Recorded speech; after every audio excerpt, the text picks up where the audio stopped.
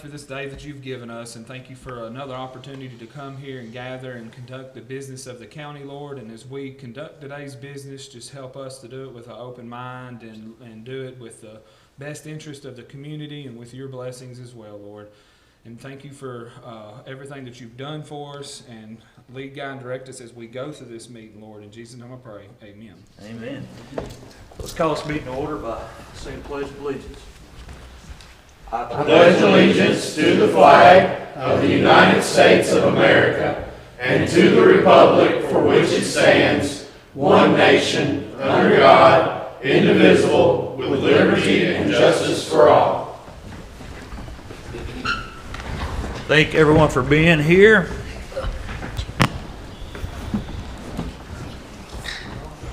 First off, I need approval of the minutes. Moved to approved as presented. Second. I have a motion and a second. Do I have any discussion? If not, roll call, please. Davenport, Yes. Goodwin, Yes. Wilco, Yes. Harper, Yes. Crawford, Yes. Bolden, Yes. Baker. Yes. All right, first up on the agenda is Jackie Hunt with the Drug Task Force. Good morning, Jackie. Good to see you, Jack. A while since I've been here. Some of y'all don't know me. Jackie Hunt, Drug Task Force Director. It's been a while since I came by, and I wanted to come in and kind of tell you what we're up to right now. Kind of tell you what's going on in the drug world in the United States if you don't watch the news every day. But our community here, our problem, like most places right now, is the fentanyl and the methamphetamine. It's mostly coming in from the southwest border. It's coming in different ways. Cars, through the air, mail, any way they can get it in here. We've got some derivatives of that, and one of them is they're taking fentanyl and they're putting them in different pills. It's like an M30. If y'all have never heard of it, it's like a blue pill. But what they do is a lot of these guys, they buy a pill press off the internet, which is not hard to do, and they'll come up with a pill binder, which is like crushed up aspirin or whatever. They'll put fentanyl, different things in it, and form a pill, and they'll sell it, but they can change the shape and the markings and the color, and they pass it off a lot of times as a pain pill or something else. So somebody on the street may think they're buying a pain pill, may think they're buying a Xanax, but when they're actually buying a fentanyl pill. And it's with a drug user, it's a lot about tolerances. If you've got a tolerance for pain pills, your tolerance may be a lot higher than mine, and you may be able to take 10 a day and it not affect you, but you're not used to taking fentanyl pills. The same way with meth users. What we see with overdose deaths a lot of times is that somebody is used to taking methamphetamine. You know, they may take it every day, but then they get a hold of some meth that somebody's put a hot shot of fentanyl in it. And the reason why drug dealers do that is because fentanyl's cheaper. It's a cutting agent, and they can make a little go a longer way. But if they put a little too much in there, it can cause an overdose. We've started prosecuting and started investigating overdose deaths. We've been pretty successful in the last few years. The Commonwealth Attorney's Office has been pretty good about prosecuting them. Go back 3 or 4 or 5 years ago, nobody ever prosecuted drug overdose deaths. They were just treated as an accidental overdose. But then we got to looking at it and we're like, well, a drug dealer caused that. You know, they sold somebody something, and they maybe even manipulated what they sold it to them, and it's caused somebody's death. So with that, now we handle a death investigation a little bit different than we used to. It's like, oh, I feel bad for them, they died of an overdose. Well, now we do something about it. We go after them. We see what we can't always, it don't always lead back to a drug dealer, but a lot of times it does, and we prosecute those. We've had some incidents just in the last couple of years. We had one it stands out to me because of their age. It was 2 19-year-old boys here in Logan County. They bought a methamphetamine or a M30 pill, a blue M30 pill that I was talking about it. And they went in together. It's like, let's go buy this pill and let's go get high. Well, they broke the pill in half, and This guy took one and this boy took the other. They both got high. This one overdosed and died. This one lived. And it was just through the autopsy and everything, he got a hot shot of fentanyl. If you put one of those pills under a spectrometer, which is what they use at the lab to identify what it is, you'll see little hot spots in there, and that's where they literally, in this mixture, they'll just add fentanyl. You know, it's not like it's made at the Tylenol factory, you know, so that where it's controlled. So I've never seen it this bad where you literally don't know day to day what you're getting. We've seen more overdose deaths in Kentucky in the last few years than we have in the last 20 years combined. And it's all related to fentanyl and methamphetamine. So that's what we're dealing with. I don't want to paint a doom and gloom picture about our community. We live in a nice community. Logan County is a fine place. We cover Logan and Simpson County. Got a lot of great people. It's a drug epidemic that's come across the country that we're dealing with. And that's what we do, and that's what I do for a living.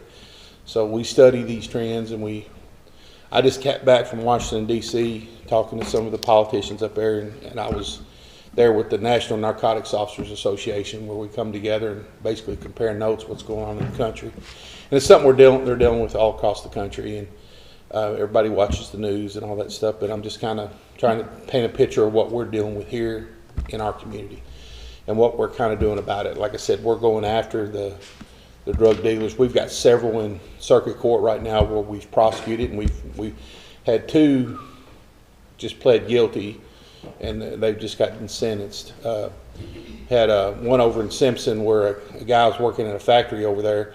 He went in the bathroom stall, took a pill, overdosed and died. No, I take that back. It wasn't a pill. It was he injected it, but he overdosed and died in the bathroom. They went looking for him on his break, and they found him in the bathroom stall with a syringe sticking out of his arm. And he had been in jail, and he had a drug problem, but he had been in rehab. But he was on a work release where he was working in a local factory, and with the promise, hey, once you get out, you get that job, which he did. He was doing good, but he got mixed up with some people in there that were dealing dope, and he bought a shot of dope, and it was the meth fentanyl mixed, because you can melt it down. You're like, how do you take a pill or a powder, and you can mix it with an alcohol solution in a spoon and hide it up, and it turns into liquid. Put it in a syringe and inject it. And you ask yourself, well, how does somebody just graduate from injecting it in the arm? They don't usually start out doing that. They snort it, smoke it, or whatever, and they eventually inject it because that's the quickest way to get into their blood system to get high. So I'm kind of running through this stuff just to kind of give you a scenario of what we're dealing with. But we just had a little mini drug roundup here. We arrested 4 or 5 people. One of them, a custodian at the trade school that was dealing dope, but we arrested him at the school. But we've got several more that we're going to pick up, and we're actually got some stuff going on today. But I'm here to answer any questions if anybody's got any account of what we're going on. But I was just kind of giving you a rundown of what we've been doing, and I don't come around a lot. Thomas knows me from way back. Jason knows me, but Tyler knows me. For those that don't know me,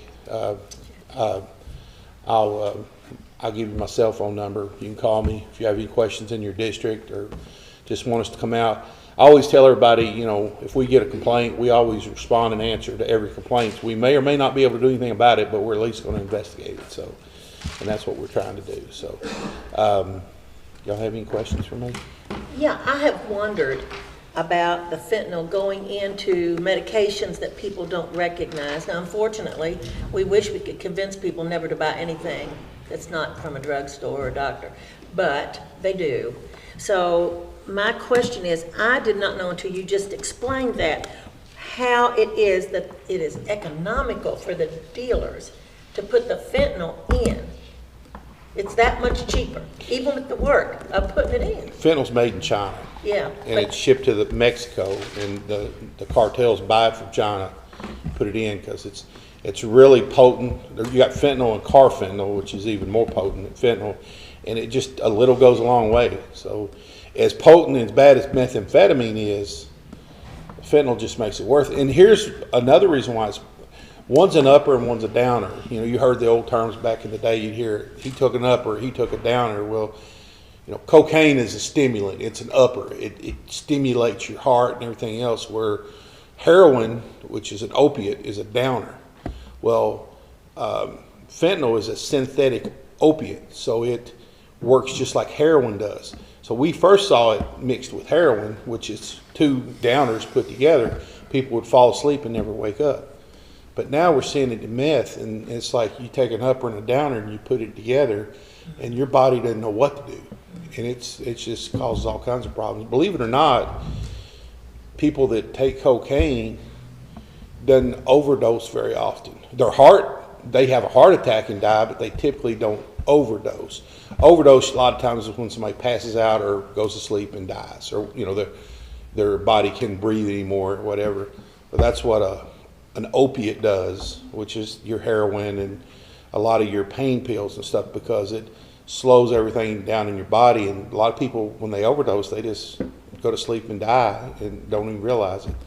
Now, with that said, y'all have all heard of Narcan. I mean, that's real prevalent now. And Narcan will reverse those effects. Now, what we see, and EMS will back me up on this, a lot of times when we go to a call, or they go to a call and somebody's overdosing, they hit them with Narcan. Sometimes it takes 2, 3, 4 doses of Narcan to bring them out, if it brings them out at all. So law enforcement, you know, we all carry it. We have it everywhere in the drug task force. It's readily available now. Just for anybody that don't know, you can go by the health department and get free Narcan. And I say this to parents, specifically parents that's got teenage children. If you don't have any Narcan in your house, you need to go get some. I'm not trying to scare you, but you can go by the health department. You can pick it up for free, or other places you can get it for free. And you can reach out to me, and I'll bring you some. But it's in a box. You put this thing together and shove it up somebody's nose, just like a plastic syringe. It takes 2 seconds. But the reason why I say that is because think about the 2 19-year-olds and peer pressure in schools. I'm not saying your kid's on drugs, but I'm saying they may think they're hitting a vape at school, which is very common nowadays, and they think they're hitting nicotine where they're hitting something else that can cause an overdose. And we have seen that. People don't smoke anymore. You remember back when you were in school, depending on your age, you know, you went behind a school and smoked. Kids don't smoke anymore, they vape. And the thing about a cigarette, you knew what you got with that cigarette. You don't know what you get with a vape, because a THC cartridge or something else that's liquefied, it could be practically anything. So, but I know I kind of expanded on that, but that's the whole thing about the Narcan, or the fentanyl. Is just so cheap. And nowadays we're seeing people just dealing fentanyl. You know, they've kind of just cut to the thing and say, hey, I got fentanyl for sale, and drug dealers will buy fentanyl from a fentanyl dealer, and then they'll take it and cut it. And then they'll try to, you know, try to find the right mixture where they don't really want to overdose their clients, because they want them to live, so they keep selling it to them. But we see that a lot, that we had a guy in Adairsville, this kid, a couple of years ago. He was 19 or 20, and he had been taking meth, and he'd been doing meth, him and his buddy, all around Logan County. Well, he had gotten where nobody would sell to him, because he had just basically owed everybody money. We knew a guy down in White House that had worked here with him, and he hit him up and said, hey, can you get me some meth? And the guy's like, yeah, I'll get you some. So he goes down to Walmart, and we got it on video of him going in the bathroom and selling it to him at White House. He came back. Well, his buddy started taking it on his way back to Adairsville. His buddy started overdosing. Well, he hadn't took his yet, but his buddy's overdosing. So he kind of freaks out, so he takes his buddy home to his mom's house. Well, his mom freaks out and takes him to Logan Memorial. Well, he lives, you know, because he's overdosing and he get took care of. Well, you think, hey, my buddy just did this, maybe I shouldn't take my half. That didn't deter him one little bit.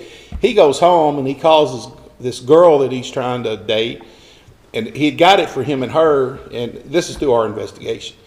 And he's going back and forth with her. We got a timeline of, you know, she's texting him, they're back and forth, and he's trying to get her to come over. Well, it gets to be about 12:30 at night, and she decided she didn't want to go over there or whatever.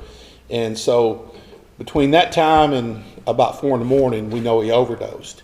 And what he did, he was home alone in his room. His mom and dad, or mom was down the hall. He took his fentanyl and he overdosed, but he didn't have anybody to run him to the ER or whatever, and he died. And 4 o'clock in the morning, mom peeks in there, notices he's laying kind of strange in the bed, realize he's passed away. And like I said, through our investigation, and his buddy that lived kind of helped us piece that together, which his buddy was telling us a different story, but we finally got the right story because the video at the Walmart doesn't lie, and so and basically what it boiled down to, he was used to taking meth. He was a regular meth person, but he had never really taken meth with a lot of fentanyl in it. Well, that guy in White House that we found out through a task force there was known to hotshot his meth with fentanyl. So he sold him meth with fentanyl in it. So when we got the autopsy back, you have a therapeutic level of fentanyl. I mean, they give it to people in the hospital, but it was like way above the therapeutic level. So that's what killed him. So anyway, that's an example of how I people. what the financial incentive would be to do it. It's For like the I said, dealers. it's a fine line from a dealer. They don't really want them to overdose because they want them to live, but he really didn't care about that guy. But he don't know what his clients are used to taking. He don't know if he's used to taking the kind that's got fentanyl. Now, this was a couple of years ago. Well, now all meth pretty much has fentanyl in it, so everybody's used to the fentanyl now. Whether your body can build a tolerance up for something, and if he had took a little bit at a time till now, he may have not overdosed. Who knows? But he did, and he died. And like I said, his buddy lived.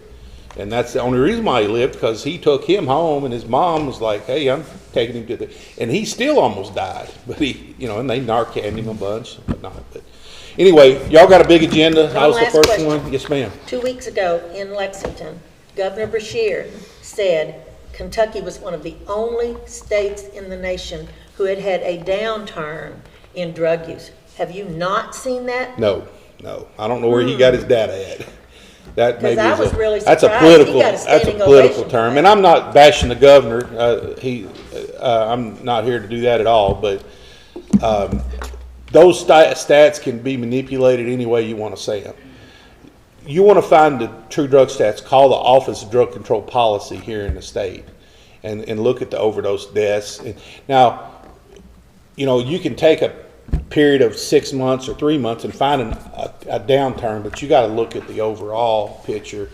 I've been in, believe it or not, Thomas, this is my 10th year as the Drug Task Force Director, but I've been working narcotics. I'm retired KSP, that's my background, for 20 plus years, just in narcotics. That's not counting uniform time.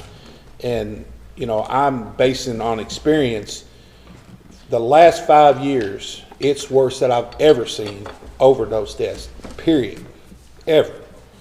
And I think y'all have probably read it more in the last 5 years in the paper. So Well, I was surprised when he said it, but I thought maybe there was something that, I'm not sure where you got his statistics, but like I said, last year I was the president of the Kentucky Narcotics Officers Association. So I talk to every task force in the state. I just came back from D.C. with the National Narcotics, so that's where I'm getting my data from. Okay. So like I said, I'm not saying that there's not sunshine at the end of this. Like I said, we're prosecuting those people now, and they see that, and I think because of those prosecutions and the Commonwealth prosecuting, and Neil Kerr's doing a good job here. Joe does a good job in district court. He refers them to the grand jury. They because of that you don't think that affects that drug dealer if he thinks he's going to go to jail for selling dope? It does. So anyway, Keep up the good work, we appreciate Thank it. you, That's, The guy that's that the died, answer. the young boy that died. Yeah. 3 months later, his sister OD'd. you know who I'm talking about, right? Yeah, she did. I forgot about that. She sure did. Her sister died after that. Good. Yep. Well, thank you for what you do. No problem. Thank you, Jackie. Appreciate you. Thank you, sir. Thank you once again, Jackie. Next up, lead IDA representative Tammy Costello, not Brooke Waldrop, will present to the court, please. Hi, Tammy. Morning. Morning, court. I'm not sure if the resolution, Yeah, it's on there. as you said, it's in there. So, a few years ago, the state, the Kentucky Cabinet for Economic Development and the Kentucky Association for Economic Development determined the need for some grant funding to help communities to make improvements to sites to make the state more competitive. So the Kentucky Product Development Initiative was established. It's a very competitive grant process, and the projects are vetted and recommended to the state by a third-party site selection firm. So the project that we've been talking about for the last couple of years and that we will be pursuing is constructing a 100,000 square foot speculative building with a 100,000 square foot expansion pad at our Shelton Lane Industrial Park. So the resolution that you have before you is the next step in obtaining full approval for that grant. The state requires a grantee or fiscal agent, which is the Logan Fiscal Court, and a beneficiary, which will be the Logan IDA. We've had a few of these come before you before, so this is not something completely new. So we're seeking approval of the resolution, which names Logan Fiscal Court as the grantee and enables the judge to sign the grant agreement with the state and the IDA.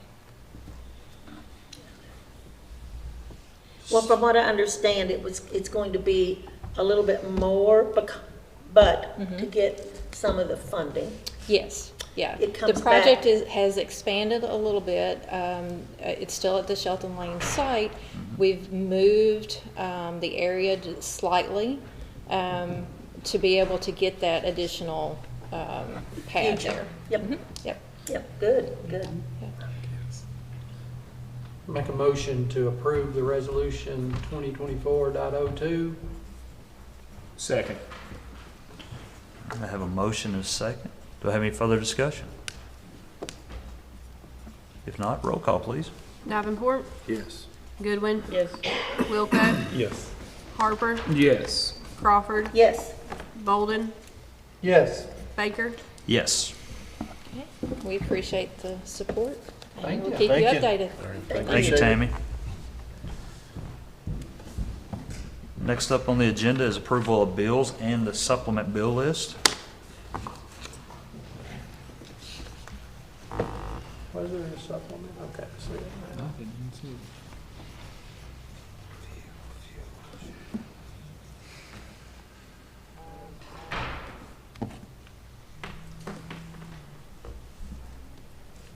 One question on the bill list, at the very last page on 11, the broadband construction project payment for $192,335.33. Yes.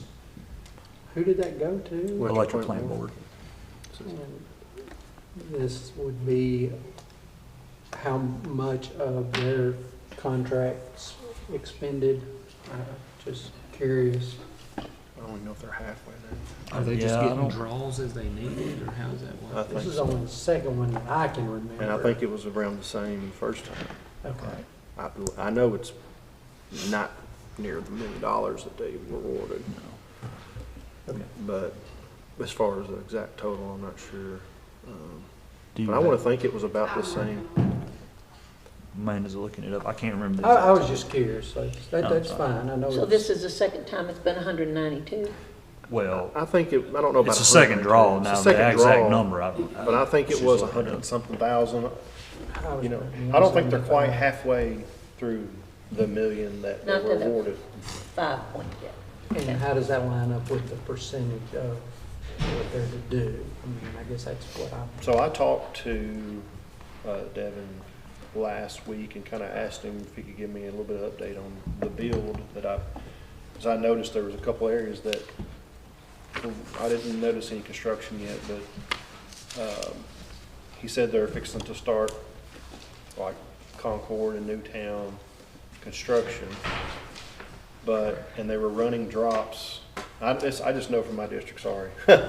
And they're running drops to homes on not Concord, Coopertown Road and 79. So Dave- they are, it's a slow go with them, but Right. They're getting it done. Dale Val will be here at our next meeting to give us an update on the electric plant board's progress. So we'll just, if it's okay, I'll make sure that he has all where they're at with it and how much more construction they lack, and we'll go from there. Because I know there's some that's gonna be in Jamie's section that have been on mine, and they keep asking, when's it come to me? So I needed to kind of have a date so I can give that to you. Well, Dale will be here, we can ask him. Okay. I mean, I can sit here and No, guess, that's fine. but I'm not sure. To date, we have paid EPB $643,000, $921.27. Okay, more than half then.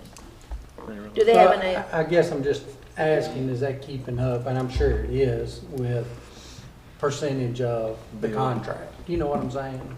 I mean, would you say that they're 60% A large majority of invested the, in? a large majority of the cost was Stonewall to do the underground, so that was probably around $300K. Yeah. oh, just to do one subdivision? Yeah, due to the rock and the restrictions on the subdivision as far as keeping all utilities underground, that made it very expensive. I'd forgotten about that, so yeah, that would put it way over half. Is I think somebody it's- from Pennyroyal coming as well, Phil, next time? I'm sorry? Is anybody coming from Pennyroyal? Not this time, no. If you would like a representative, I'll get a hold of I him. have heard from people like out on, I've got it signed up, or got hooked up last week, so Did you? I didn't know how the rest of the. yeah, I mean, I've heard people like out your way saying, oh man, I got my internet, it's so great, so. I just didn't know how it was in some of the other areas. So, going back to the bill list, so I make a motion to pay the bills and supplemental with the exclusion of the jail bills until we get the budget amendments needed to be able to pay those. I understand we're waiting on that from Toomey, and so as soon as he gets that, then we'll be able to pay those. Second. All right, I have a motion and a second. Any other discussion? If not, roll call. Davenport, Yes. Goodwin, Yes. Wilco, Yes. Harper, Yes. Crawford, Yes. Bolden, Yes. Baker. Yes. Next up is Treasurer's Report.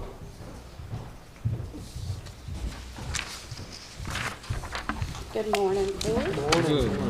On your iPad, you should have the financial statement ending January 31st, 2024. The balance in the general fund was $1,673,682.29. Road fund, $1,095,750.72. Jail fund, $147,277.44. LGEA, $18,109.08. Federal grants fund, $54.68. Solid waste recycling, $451,791.10. Parks and Rec Fund, $1,281,868.46. Occupational Tax Fund, $6,538,640.50. Life Skills, $157,847.75. 911 Fund, $243,392.60. Health Insurance Fund, $598,554.76. County Clerk Storage Fees, $65,270.39. ARPA Funds, $4,237,936.99. National Opioid Settlement Funds, $159,427.69. Special Reserve Fund, $4,312,076.39. Total of all funds, $20,981,680.84. Motion to acknowledge? Second. Can I have a motion? I have a second. Any further discussion? Yeah, I got a question. Yes, sir. So, health insurance. I knew you were gonna ask me that. $1 million worth of claims, Yes, we have, $940,000 worth of claims. yes, we've had two larger claims. One of them was on a laser, and then another one was kind of unexpected. I do have some more monies to transfer into that, but we have had two larger claims. Correct. So I thought, that's a discussion for a different day, but I thought we was capped per claim. We, the one has a cap of $225,000. And so I did reach out to, because the bulk of that, well, not the bulk, but I would say, well, yeah, I would say the bulk of it. In the month of January, we had around $439,000 worth of claims on health insurance. So I did reach out to Kelly, and I'm like, okay, I need you to look at this number, make sure that our laser is in place when it comes to this and that we're doing as we should. And so he did double check that for me. We have reached that laser point on the one, and then we have another one that we're watching. But then combined, we have a cap too, right? A max out of pocket for the whole deal, don't we, Tom? Yes. I think it was 500,000 on that. So if you're saying in regular health insurance claims, just going to the doctor, whatever, normal stuff, you had over 400,000 in regular claims, what I'm gonna call just regular claims. I don't know how else to call that.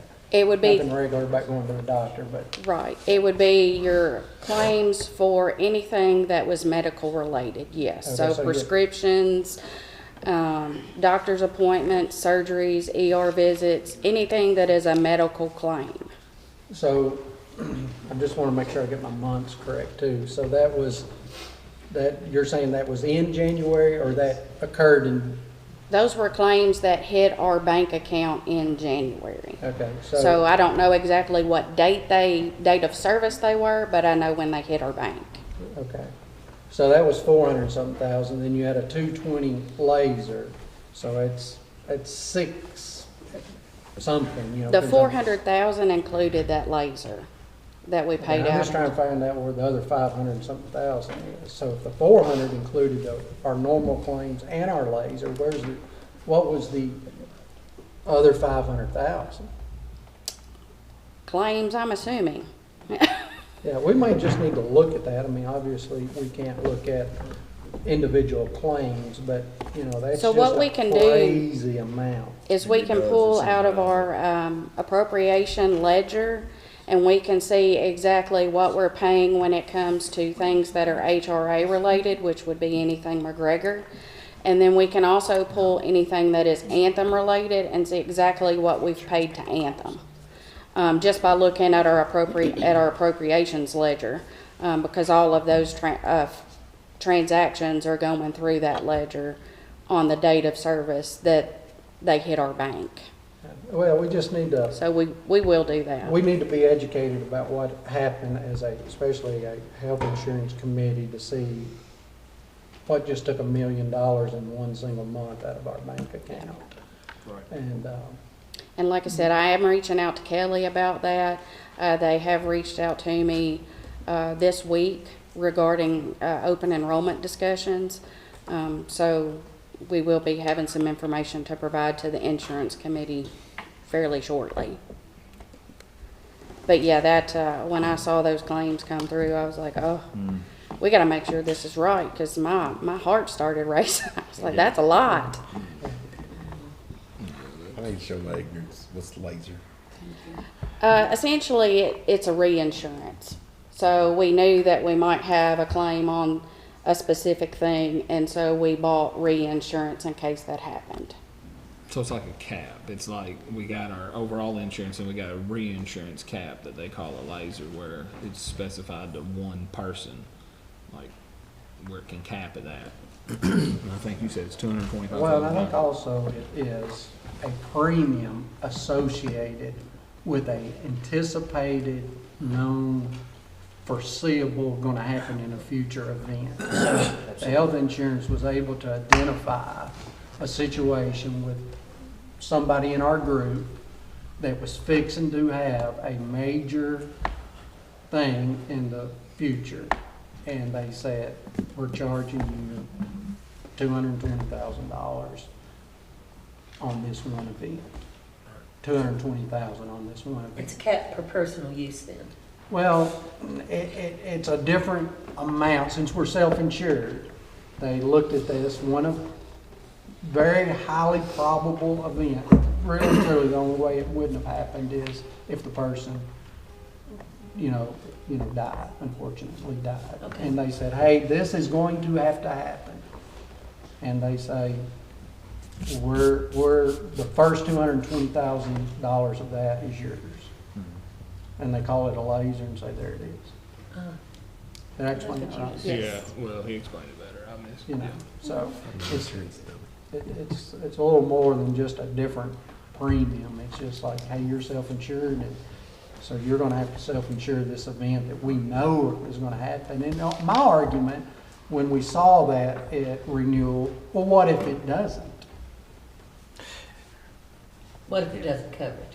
No, what if it doesn't happen? What if this event that you are charging me for doesn't happen? Never got a clear answer on what happens there. Being charged and then it not happening. Yeah, so I guess we would have held on to the 220,000 because again, we self-insured that event.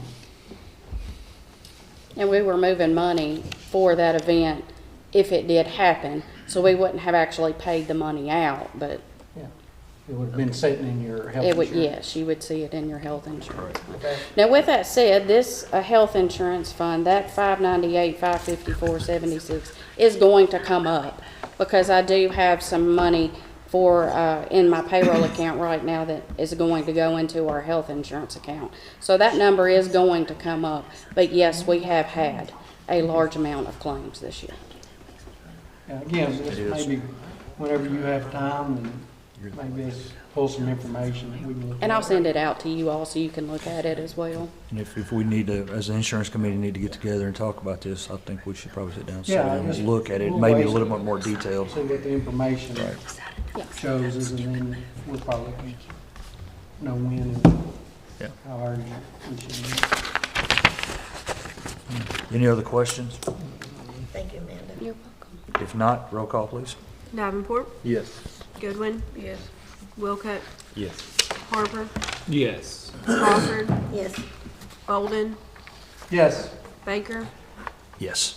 On your iPad, you also have 2 budget transfers that we need to make today.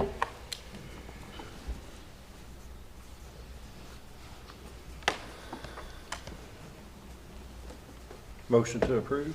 second, I have a motion, a second. Any further discussion? If not, roll call. Davenport, Yes. Goodwin, Yes. Wilcutt, Yes. Harper, Yes. Crawford, Yes. Bolden, yes, Baker. Yes. And then I do have 3 cash transfers for you today. The first one I did reduce because we're not paying the jail bills.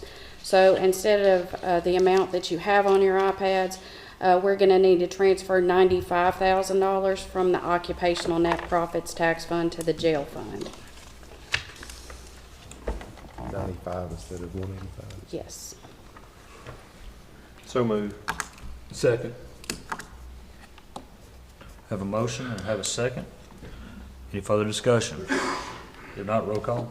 Davenport, Yes. Goodwin, Yes. Wilcutt, Yes. Harper, Yes. Crawford, Yes. Bolden, yes, Baker. Yes. We need to transfer $25,000 from the Occupational Net Profits Tax Fund to the LGEA fund. So move. Second. Have a motion, a second. Any further discussion? If not, roll call. Davenport, Yes. Goodwin, Yes. Wilcutt, Yes. Harper, Yes. Crawford, Yes. Bolden, yes, Baker. Yes. And we need to transfer $25,000 from the Occupational Net Profits Tax Fund to the 911 fund. So moved. Second. I have a motion and a second. No further discussion, roll call. Davenport, Yes. Goodwin, Yes.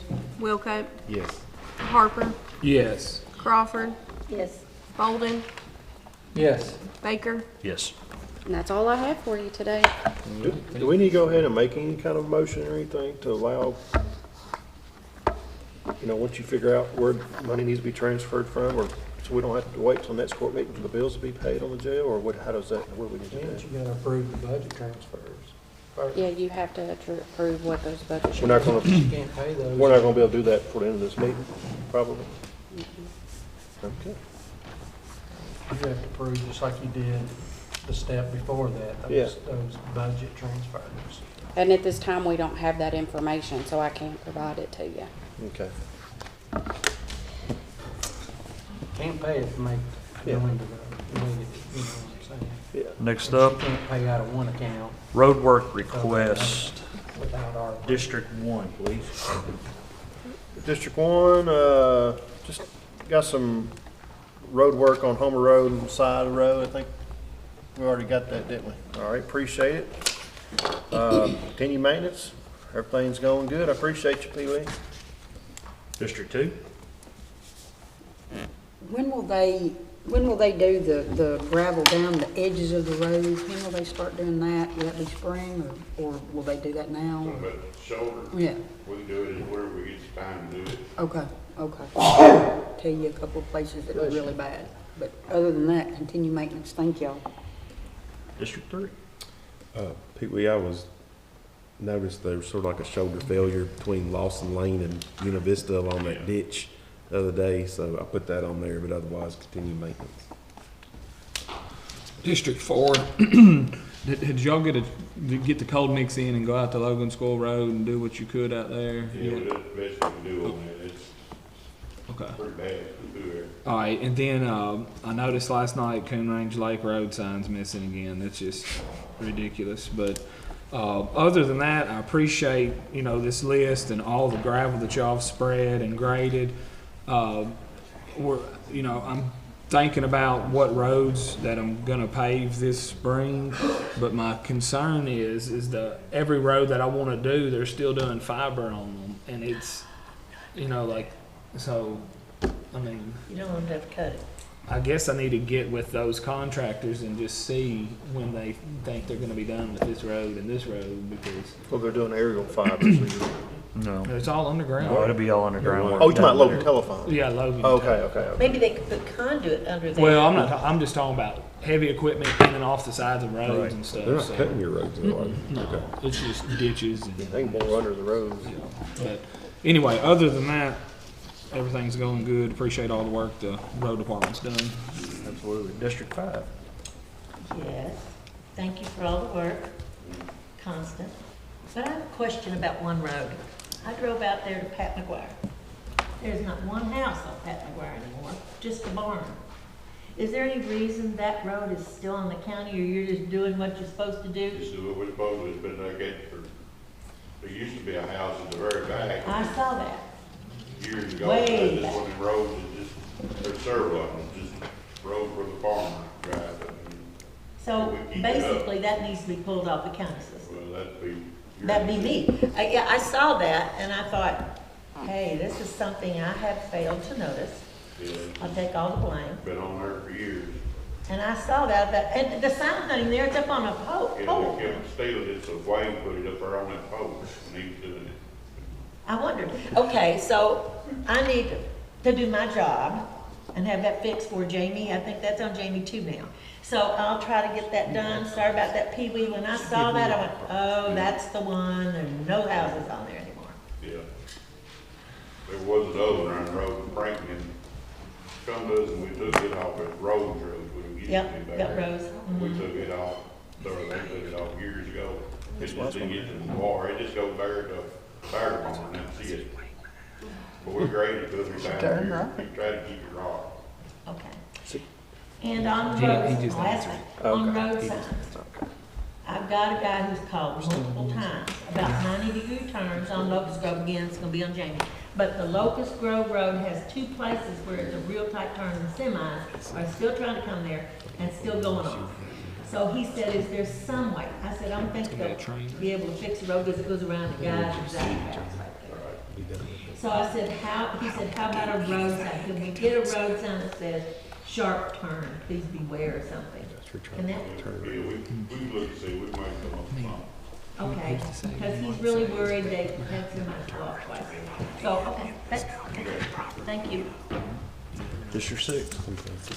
So on County Road, nothing, thank you, everything's good, appreciate everything. I do have a request that maybe if you could talk to the state for me. So the state came down 100 and in front of everybody's mailbox put you know, they're not putting rock anymore. It looks like they're putting this black chip asphalt. But anyhow, now they've got, you know, at my location, it's up probably 6 inches above the road. And of course, obviously, the road tapers to drain. Okay, so the road, it's just a gravel road, but right across from my driveway, a little bit to the left, it's on the Holloway property. That is a steep incline, and when it rains, it dumps tons of water on the road. And I noticed, you know, it's always had a little bit of standing water, but now that they've put the new rock there, I mean, half the lane on the southbound lane of 100 was covered with water just this last rain we had. Yeah, I'll talk to Joe about that. What needs to be done, and we could speak to the Holloways, there needs to be a little channel, so when that water runs off the gravel road, that it would put it in the ditch. You know, it's just not going in the ditch, it's just coming down that road and right out onto Highway 100. And like I said, of course, I'm not driving fast because I'm fixing to make a left-hand turn into my driveway, but people who are driving 80, and believe me, they can get to 80 from the time they turn left, headed towards Franklin. You'll hydroplane right there. Yeah, I'll say something to Joe about it and see what they can do. Do that, that'd be great. Phil, I want to add something else that I observed, but the roads that I had paved last year, like J. King, for instance, off of Kings Ford, the gravel, of course, you all put the gravel on the shoulders. Yeah, there's just a lot of, whether it's got hit by bush hog or something, but just a lot of loose stuff all on the edges. Yeah. Can those be reviewed and just Yeah, we'll cleaned up? That was one that just jumped out. I looked at what you told me about the other day, and it was pretty messy along the edges. Yeah, we run a blade truck down there, clean it all, get it back. Because there are about 5 or 6 roads that I had paved. I haven't been down all of them. I don't know if that's the same for every one of them, but a few of the ones I've been down, that's exactly what it sort of looks like. I need a broom. We need one of them broom things. I got an attachment for the, Well, oh, we talked about that, but it just hadn't come up yet, so. Is there anything else? If not, I need a motion to accept road work request. I moved. Second. I have a motion and a second. If no further discussion, roll call, please. Davenport, Yes. Goodwin, Yes. Wilcox, Yes. Harper, Yes. Crawford, Yes. Bolden, Yes. Baker. Yes. Next up, elected officials. Sheriff Stratton, you have anything? I do. Thank you, sir. Come on up. you get January's fee report, I believe it is, Yep. Yes. acknowledged. I make a motion to acknowledge. Second. I have a motion and a second. No further discussion. Roll call.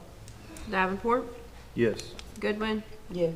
Wilcox, Yes. Harper, Yes. Crawford, Yes. Bolden, Yes. Baker. Yes. I wanted to give the numbers for animal control for the month of January. We had 85 calls in total. We had 11 pickups and 3 neglect complaints with no action needed. Those were resolved without having to present to a criminal complaint. So, How many pickups you say? 11. 85 calls is pretty good, but it's all kinds of calls. So, you know, a lot of them are dogs running through a neighborhood and you couldn't find, or, you know, I don't know if Travis did the possum call or not. I don't think he did the possum when the road deputies did that one. And I have a very good video of that I may bring to court one day and show their They're capturing skills. athletic skills. Is that the possum or the raccoon? Oh, that was the raccoon, sorry. Yeah, Yes, that's okay. raccoon. It was a great video. It's Yes, well worth watching. so- Tried to chase the raccoon. No, Travis didn't. The road deputies took care of that complaint. Was it Jason back there? Jason did it? And, no, it was Ashley and Bill. Ashley Grayson and Bill Moore. So Oh, that's too good. It's quite I'd like to entertaining. see those that. are the type of calls we get. So So only 11 were for pickup. Yeah, we picked up and brought in 11 dogs for the month of January. Okay. So another thing that we're working on, we actually filed a grant with the Carpenter Foundation. They do grants like twice a year, I think. So you file, I think it was January or December, we had to get one in. So we actually put in for body vest and new MDT computers for our cruisers. So we kind of spoke with them, and they helped us get that filled out and see. It's a 100% grant. So if we get it, we get it. If we don't, we don't. So we're trying to alleviate some expense through the grant process. So other than that, we've been busy, but everything's good. If anybody had any questions or anything, be happy to answer those. Or if not, that's all I had today. That's it. Thank you. Thank you, sir. Thank you. Next up, Stacy Watkins. Clerk, do you have anything? Oh, you do. Come on up. Got her fee report. Need my January fee report acknowledged, please. Get a motion to acknowledge the clerk's fee report. Second. I have a motion and a second. Do I have any other discussion? If not, roll call. Davenport, Yes. Goodwin, Yes. Wilcott, Yes. Harper, Yes. Crawford, Yes. Bolden, Yes. Baker. Yes. Have any questions for me? Yeah, how's it going on your, Much better. There's still a few bugs, and we'll see, like, they'll fix something, and then the next day something that wasn't tore up is now tore up. So Oh. it's kind of hard to keep track of all the different bugs because they change daily. And occasionally we'll get down for 10 or 20 minutes at a time where Cavis is just, I don't know, it'll just spin. And they'll come across and tell us, hey, you just need to hang on. But it is much better. I would say 90% of everything we try to do, we're able to do. We probably have about 10% that we're unable to do. well, the people at state paid you guys a compliment. Yes, ma'am. Because they said, it's all our fault, and you guys have done a good job. I guess they meant across the county, but I specifically said, how about our county? And she said, really good. I Thanks. said, so I'll pass that on, and then I did. I tried to be very polite. Some clerks in some counties weren't. I could, see, Yeah. we could see how they were talking to him, and that doesn't help anything. So Well, they were grateful. our girls are wonderful down there. They've handled themselves, and we've actually helped some other counties when they can't get responses. So, and we'll try. I mean, we'll just keep playing with it till we try and everything. And if we figure out a workaround to their bugs, we'll share it and ask if we have permission to do it, and we'll share it with other counties. So, we're doing the best we can. It was a nightmare for 2 or 3 weeks, but it is much better now.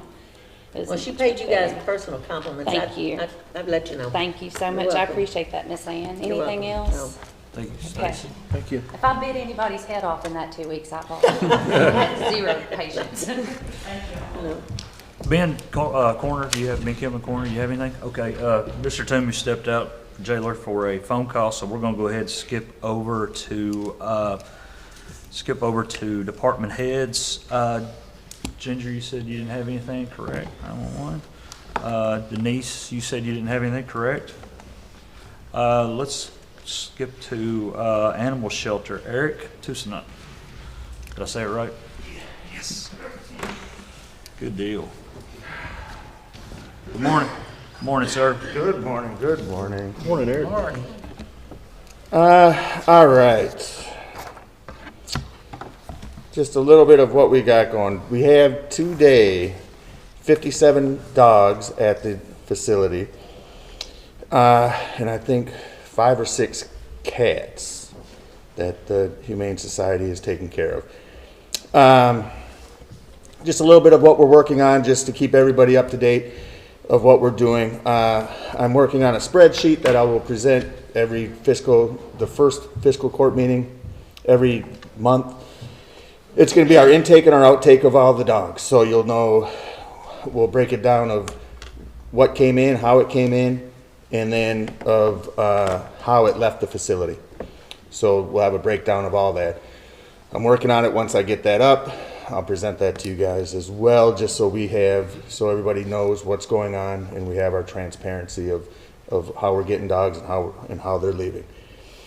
We now have our standard operating procedures in writing of how we're cleaning our kennels daily. all of our kennel techs have been trained on how to do it on a daily, on our daily schedules, so that is a good thing.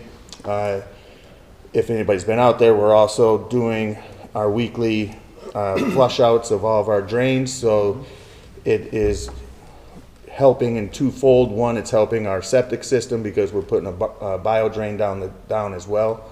It's helping eat some of the all that fun stuff that goes down the drains. We've been meeting with other shelters, namely Butler County and Bowling Green, and we're getting their standard operating procedures, so their best practices. We're going to take everything from them and kind of see how it's going to fit into our shelter and how we're going to want to do our operating procedures. Kind of try to get the best of everybody's world and then fit it into us. So they've been very good, very, very knowledgeable in what they're doing. I was actually out at Butler County. Their facility is tiny, and she does an amazing job out there. So I take what she's saying, and she's doing an amazing job, and I like what she's doing out there. So she's sending us some information. We just met yesterday with Lori from Bowling Green. She's going to be sending us information. So, like I said, we're going to take that, and we'll be getting that all put together and doing the best we can with those in our facility. Right now, we're just kind of in the state of limbo, obviously, until we break with the Humane Society. As it stands, the Humane Society is still doing all of our adoptions. So, and they are doing the spay and neuter. We are taking care of all the intake medicines, and that we have to get that set up, because the way it's set up now is the medicines that we've been ordering actually are approved by only Julie and Madison of the Humane Society. So we're in the works of trying to get our own contracts set up so then we can start ordering our own medicines. So that's kind of where we're at with that. Let's see. I've been working with the judge in how we're going to do adoptions moving forward into the future, doing our own adoptions and our adopting out, and how we're going to do that program with the spay and neuter. We've been talking with other humane societies and trying to partner with them on helping us do our spay and neuter programs. Obviously, that's the most important thing, is getting these dogs spayed and neutered, so we don't let them out back out and have accidents. And we get 7 puppies, which we just got brought in last night.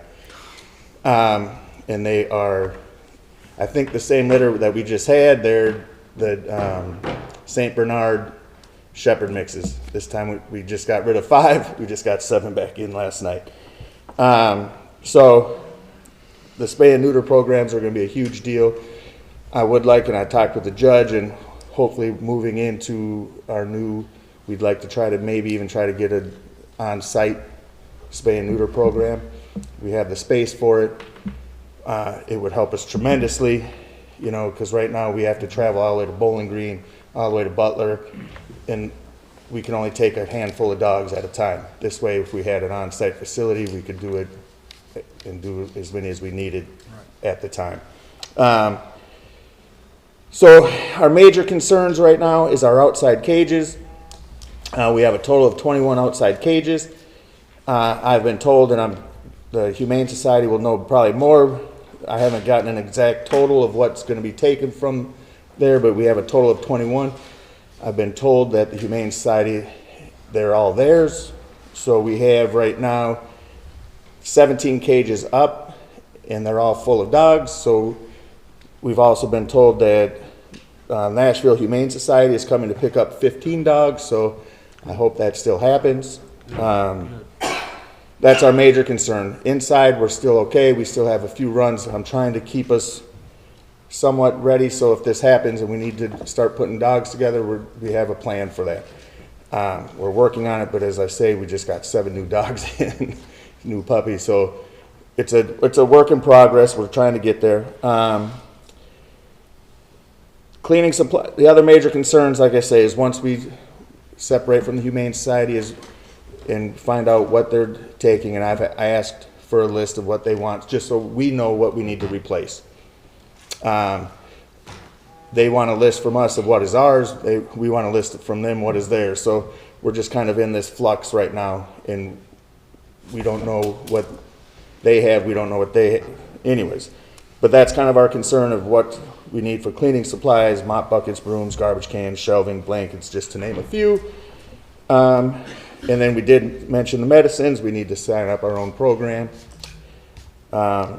Besides that, we're doing everything daily, we're there every day, and the place is, we're still, you know, it's getting there better and better every day. Our employees, we do have one full-time kennel tech right now, one part-time kennel tech, and we just hired our office medicine media employee. We still are in need of one part-time kennel tech that we're looking to hire. But even with that, this is just allowing us to barely keep our heads afloat. You know, having help from the LCDC inmates would always help. I know we've talked to Jailer Toomey about it. You know, we'll see how that's going to work out and how that's going to play out. So with this, I mean, obviously I know we have to go into July, but we're doing everything we can to keep our heads afloat with the hands we have on deck. And any and all help. We are getting some community service helpers out there, but it's a struggle every day. Other than that, any questions? As far as the help from the inmates go, where are we at on that? Like, what, I know you had to go to the training and watch the video and all that. Did you already do that? I have not. We're still waiting for the phone call to find out when that's available. I haven't been pushing it on my end either. I've been letting Jailer Toomey, he said he'll get a hold of me.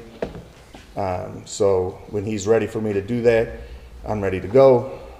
So that's kind of where that is.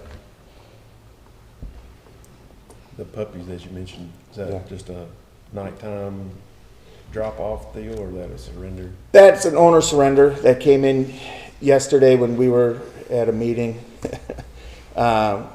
So I do believe, like I said, I wasn't there.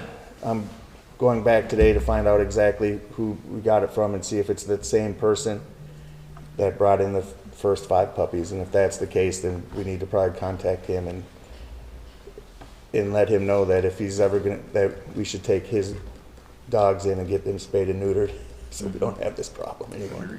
Agreed. I So, have to say, it looked really clean. You really worked. You really have worked out there. It looks really clean and really nice. Y'all thank worked you. hard. We're working tirelessly to get to, as I said, Yeah. it's been a black eye on the county for a while, and I want to turn that around to make this something that everybody's proud of and everybody is proud to see and proud to go and be a part of. So that's what our goal is, and that's what we're working towards.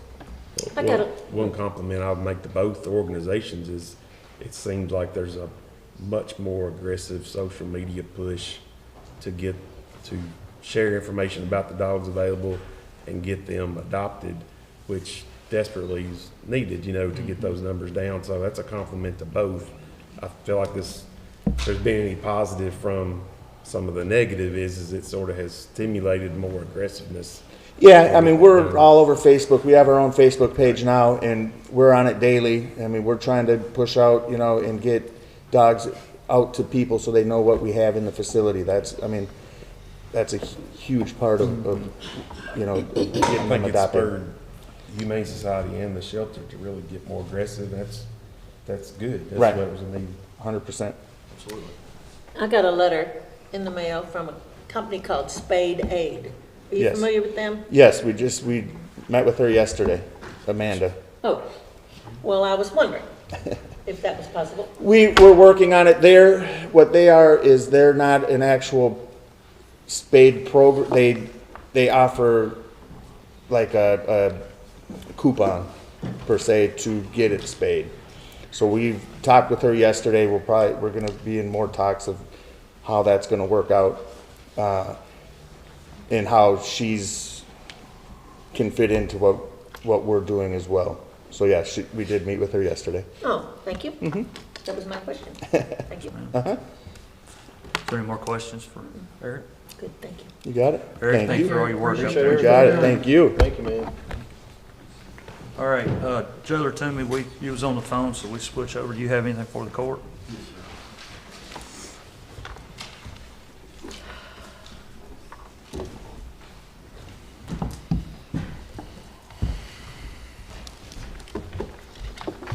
Morning, sir. Morning.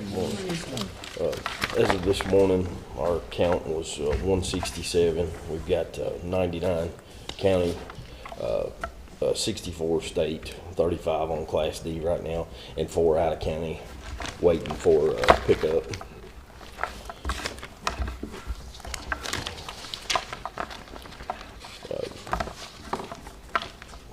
I've got a couple of personnel action requests today. The 99, County. how many of those are like waiting classification from the state, or are there any? I Or don't are have that count, but it's several. I've been talking to Several. several because they're asking every day. They're turning in requests, wanting to know.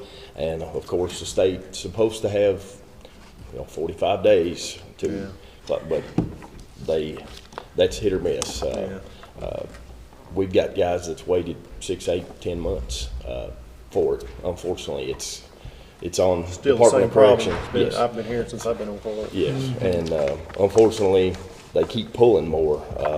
Just like our state numbers have really dwindled. I don't know why. It's in KRS. Class D inmates are supposed to be given the opportunity to be housed in a local facility because it's cheaper on the state. But I don't know what's going on with Department of Corrections and why they keep pulling them from us. We just took 12 to the prison. I don't know why we keep losing them, but it's not just us. It's every facility throughout the state is feeling that squeeze on numbers, and it's really hurt us because that affects our programs too. We have to have so many people in classes, or the state or DOC wants us to shut those classes down. We're trying to negotiate with them to lower those numbers on those thresholds for the classes that we offer here.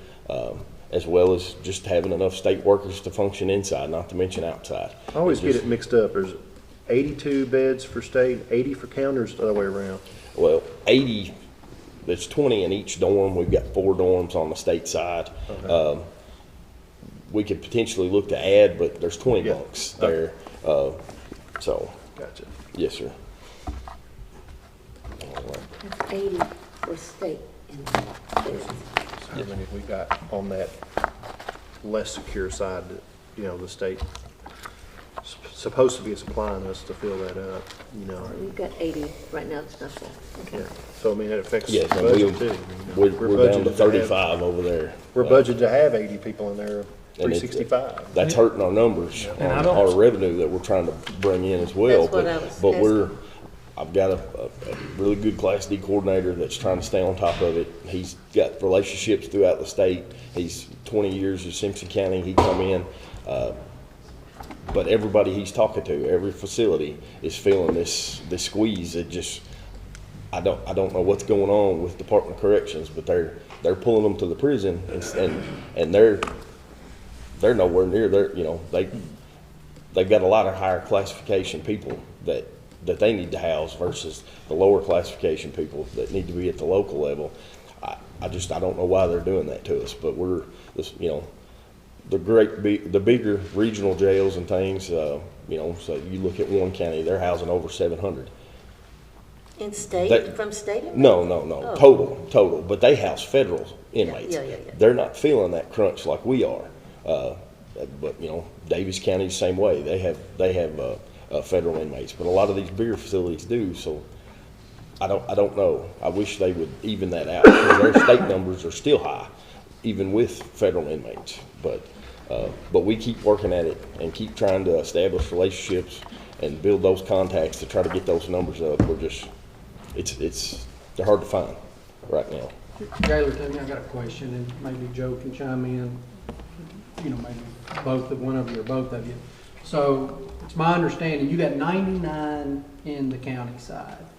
Some of those have been sentenced, and Yes. they're just waiting. So Yes, let's round the number to 100, and you've got 30 that has been sentenced by the court, and technically from that moment, they are state inmates, although they're still housed on the county side. We get paid for those too. My question is, when do you start getting paid for them? Do Not- you have to wait? Not until they're classified. Not, so, okay, so let's use an arbitrary date. January 1, that inmate, those 30 inmates got sentenced, and they are no longer county, they are state, and on January 1. We're not being paid for them, and July 1, those 30 finally get classified. The state says, okay, these 30 people are now classified. Do they go back and pay us from January 1 to July 1? That's part of the, there's actually a lawsuit pending. I think that's too, is part of why DOC's kind of upset. But the Jailers Association has sued Department of Corrections over this very thing, over that, because they're out all that, and we're waiting on classification. They're not adhering to the 45-day rule that's in law, but because they're saying they're shorthanded too. But whatever the reason may be, as well as previous administration had told us, and I don't do the daily bookkeeping, so I can't tell you, but previous administration had told us that they do go back and pay us from, in this scenario, because Yes. I'm simple-minded, they go back from January 1, and when they do finally get sentenced, they look at that and they say, okay, we owe Logan County from They January 1 to July 1. And- I'm just wanting to make sure that happens, because that's Yes. a big number for and that's you. part of this lawsuit too, because it wasn't happening. Do you as it- know? I don't know, I thought we got compensated. Amanda, do you know? Yes, yes. We're So we supposed used to, but yes, don't we're now. supposed to, but that's part of this issue Yeah, but that you know, when you facilities tick aren't. people off by suing them, they may not be doing what Well, they're supposed to be that's- doing, you know? So, I mean, And that they're is a not either way, huge but number. that's affecting our numbers as well, but they're not doing what they're supposed to, if that makes sense too. And we're He having, just said he has one inmate's been sitting there for 10 months. Really, and you're not currently, but that's happened that's before. happened in the past. 10 We've got months. several, And no we've got several that's been recognition. waiting 4 or 5. And the Logan County taxpayer paid for that for 10 months. Yes. My question is, did the state come back and compensate us from that 10-month period of time? That's what we're trying, that's I mean- what this lawsuit's all about, trying to get that money back. Thomas, I can say that, like, as part of my job requirements through the auditor's office is when I get, so like when Timmy and them file their state prisoner, or their state prisoner payments things with Department of Corrections, then I get the check. I have to, they send me a copy of of what they turned in to the state. I can say that I've never seen anything on there that would reflect that they went back that far on anyone. I can see where they have in the past, like if somebody, the days may have, maybe someone left a few days early or came in, whatever the case, where it's been a few days that have been moved around. But I've never seen one come through where it showed that they added 8-10 months on there. So, I mean, just from what I can see on those reports, I can't see where they're doing it. So if you were company A that had to pay for that housing, what is your incentive to process this quickly? Because they're supposed to do it in 45 days, I so mean, they're getting if 45 days if these free. 30 people And they're making got twice 2 what we're years making off of a state inmate. That's- sentence, They get like 55 and it or took 60, them don't they? 10 months to process it, Yeah. you just housed them 10 months for free on somebody else's dime. Yes, sir. And that's the fight Maybe, every day. maybe we need to join that Well, lawsuit. how long do Joe? you generally have a What do you state think? inmate from beginning to end? Is there an average of how long? Sure that we are or aren't being compensated. Well, I think we right? need to answer that Is there question. a What's that? time Are we that you or are we usually not? pay I mean, a state inmate? Once they're, Well, they're once they're in jail. convicted, From the time they come Then we in to know the if end, we have about something to how complain long? about or it not. depends on If what they they're were, coming what they were back and sentenced paying on, what us, they're serving. I have no From It- issue. minimum it's to hard- maximum, give me It's an hard to average. say. But if they're We've not, got, if we've they're got just saying, oh, some well, we're that processing might it be today, so a we'll year, start couple today. years. We've got one that might That ain't have right. 15. It Well, all they're in depends. jail So, from state created laws. as long as they don't So mess that's up why they and should be get any compensated. other disciplinary Successful issues or catch any more users. charges while they're They there don't and be understand. reclassified and be sent back to I agree prison. with you. They're not county And that's why we try to, laws. make sure they're I mean, don't get adhering me to wrong, it needs rules to and be they're not messing up in there. legit laws. You know, because they want to stay local. They don't want to go back to the prison either. They've got a lot more ability to work here where they won't at the prison. Well, that, What at was that, that? this session I went to in Lexington, the state guy in charge of it said something about this. And he said, well, they're gonna take care of this, and we know there's been a long time. And one of their jailers, one of the jailers who was there, stood up and said, we had a guy, we paid the whole time, went back to state, and we never got anything. Has that happened to you? And that's kind of a role, you don't know where they're gonna, when they are classified, you don't know if we're gonna be able to keep them or not. We'd Yeah. like to say that we can, and some we do, but then others, we get transport orders and we end up having to take them, and there's no appeal in that. It's not up to us. So if they go back to state, you've never gotten anything for them, then there's nothing you can do. Not right now, that's part of this, and All right, that's what you were asking about. it's, Yeah, and like I said, I mean, I just wanted to hear his take on it, because I know what previous administration's take on it. We were told, or at least I interpreted the explanation, that they do go back and pay us. You know, if they get sentenced on January 1, and they're now officially, once you're sentenced, you know, you're found committed, you're guilty of a crime, you're officially a state inmate. Now, you have to sit over on the county side until the Department of Corrections or whoever does that classifies you and says you're an A, B, C, or D, you know, inmate, you know, but you're still a state inmate, and he just can't move them over to the other side of the jail until they get that classification. But the state is supposed to be paying us from the day they are convicted. Tammy's Class D coordinator, Mr. Phillips, he's very good at his job, and I feel like we could just ask that question of him, because he's very on top of it. Okay, yeah, let's. and he handles rebilling, and if there's a discrepancy on time, or sometimes in their system, where in ours, they've been transferred to us from another facility or from wherever they come from. They may show in DOC's system that they were still at a different facility, so we've got to fix that billing to where they don't get paid for it and we get reimbursed for it. But he's in constant communication with. Maybe pose that question to him in the next court meeting. Sure. Absolutely. Answer, make sure we're not Absolutely. overlooking that anticipated revenue. Yes. Jailer Timmy, do you have anything else for us, sir? Yes. I'm sorry. I've got a couple. Sorry, thank you. Personnel action requests. Yeah, last couple weeks ago. I don't recall. Let's show. Look at that. Nice. Okay.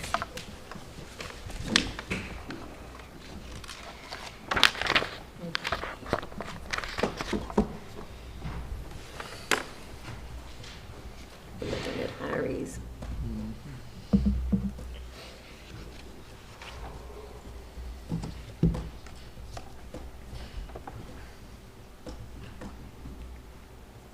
How many personnel actions do you have? 2. Just 2. All right, thank you, sir. Yes, sir.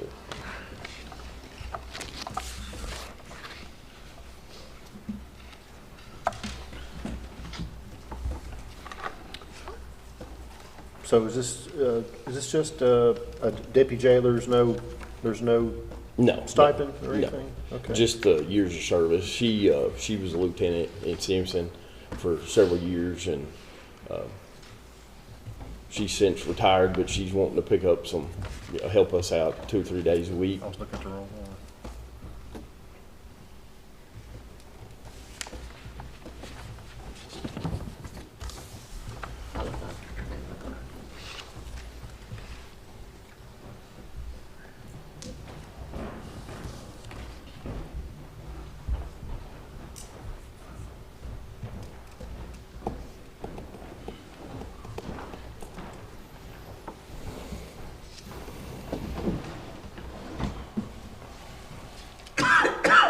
Bless you.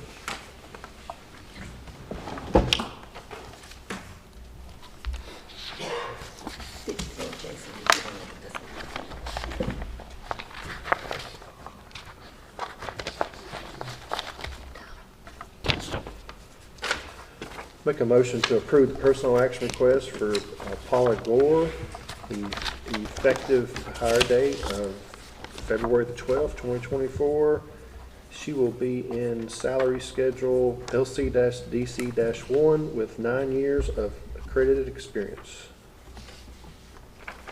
A second. All right, I have a motion and a second. No further discussion, roll call? Davenport, Yes. Goodwin, Yes. Wilcutt, Yes. Harper, Yes. Crawford, Yes. Bolden, Yes. Baker. Yes.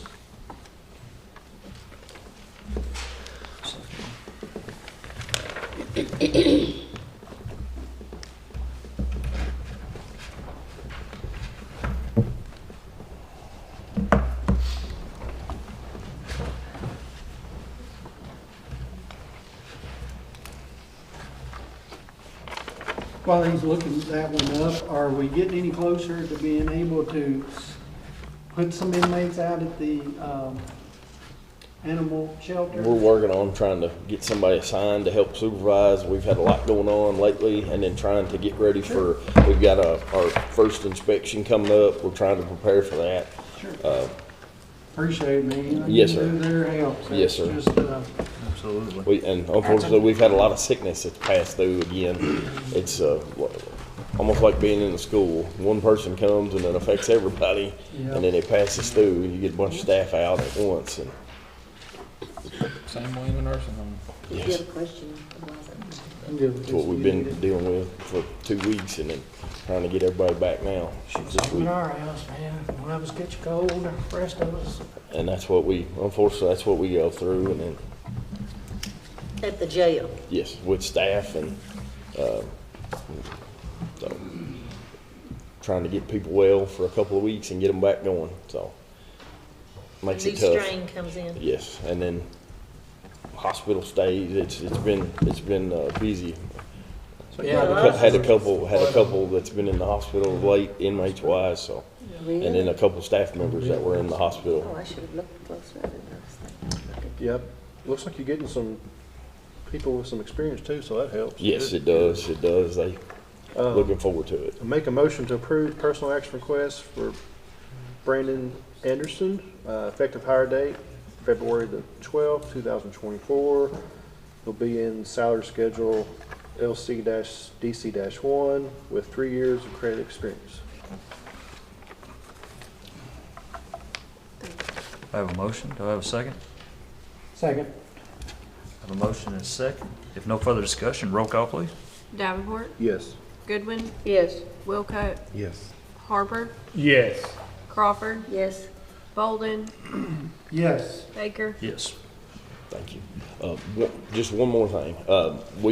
It came up last year. We've been looking to try to get our new policy manual approved. We talked about it kind of, I guess, September, October. It was too much to bring up just individual changes and then present it again in November. I was just seeing where the court was. It'd been sent to all of you on a couple occasions, and to Mr. Ross. I'm getting ready for our next inspection. That's going to be one thing that he's going to ask if that's When is your approved. next inspection? Coming up in March. In March, okay. Yeah, he'll be here for a training class Thursday or the end of the month, and then he's coming Thursday for something else. But So you're yes. needing approval on that policy manual? Yes, Next we'll, court meeting, yeah, we'll sounds need yes. Olivia, can we get that on next? Thank you. We'll have it on next. Thank you. That's all I have. Yes, sir. Thank you. Thank you, sir. All right, let's roll back to Road Supervisor Pee Wee Maurice Rigsby. Come on up. No, he got things he's got to talk about. So, hey, before you start, tell every one of your guys. I'll talk to you later, Steve. Before you start, tell every one of your guys thank you for all their hard work during the snow and the ice, and they did. Yes, sir. I've heard nothing but great things from what they've done. Yes, sir. Yeah. We're looking to get a trailer for our skid steer. We made a minor calculation on the one we got, so we had to have a trailer to haul this around. You want this one too, Dave? What is that? Is that the one we got? No, those are the ones that we're trying. Y'all gonna decide which one I can have today. Of course, I got more I want. We're gonna talk about here in a minute. I apologize, this is a trailer for the skid steer? Yes, sir. What's weight axle? 12. I think it's This one says 16. No, The trailer is, the trailers, They're gonna have Two 8,000 sixes or pounds. two sevens? two set, well, they had one of them had the 2.7s and then the other one had the 2.12s. And two 12s? Yeah. okay. Or one had an 8 and one had a 7. There's 6-foot decks with 4-foot extensions on there. That'd be where you set your buckets and all your other stuff we had to, if we needed it. Both of these are 8,000 pound axles. Mm-hmm. When I got 3 quotes, we thought the trailer, when we bought the skid steer, we thought the trailer we had was gonna work. And work it ain't wide enough. It ended up not being wide enough. Had a minor calculation there. Plus, I don't think that trailer was actually heavy enough. Mm-hmm. I'm sorry for laughing. Those are the things that people deal with, and you just don't think Well, on just the actually, level of a skid steer. we were just assuming, we're sitting there going and looking, and then when they got here we are. Yeah, oh boy, that sounds familiar with us at a farm, I believe. But we've got 2 local quotes and one. This one Trailer, doesn't say that. trailer I where know that. one of them Because is I got that Hayes. exact trailer, it's two sevens. You're gonna know a ton more about this than me. Our vehicle expert. Yeah, I like that Gator So I made. guess the question is, They're good trailers. is HTS cheaper? Now, this is Well, it's not only the $75 cheaper, but is it cheaper because it's not as much of a load? Taking much of a What we do load? with the trailer we got? We still use it, we haul a roller on it. And this one was how much? We just opened up, double dip. Yeah, it's a, Multi-purpose. usually if you got one, you let to have the other one, so you have to have 2 trailers Where to do you get see them that? out. 8,000 pound torsion axles. Okay. Like I said, What was it? simple-minded, you have to point those things out to me. Thomas is on the roll today anyway. I have that exact same trailer, and I thought they were sevens. And this is 16 flat and then 5, or 16 that tilts. Mm. Yes. They're all tilt trailers. 17 that tilts. It's And 21 overall. So it's 17 and 4. The That front tilt 4 makes a big doesn't difference, so you don't have tilt. to deal with him around. Oh, yeah, it's a lot safer, and have to worry about nothing, The front having a doors are missile. stationary and Yeah, the back ones that's all tilt right. down, so it can be loaded back. Any time on this stuff, we're gonna be And using, this is avoid the use of 22, ramps it's for in 5 motor and shape. Is 16, I guess. there an advantage to having a longer tilt? Depends on what you, well, depends on your piece of equipment, but the more flat deck you have, the more attachments you can set up on it. Because you can't have it tilt with an attachment on it, pull off, and then that attachment will still be. I got you. Okay, okay. So the longer stability area, the better, as far as you're concerned with attachments. It's 2. They're a foot difference. Now, this is not, yeah, this is. Davey, which one are you wanting to, which one are I you like the recommending? Hayes trailer, if you ask my opinion. Okay. Definitely Oh, the. that's Hayes. I like this Okay. Oh, that's the 5.16. one. But this one right here is. it's The one at a Hayes is in ton stock too, correct? No, a ton. Yeah, they got it right there. We can, Like where you hook it you to will the get it in a truck. few days.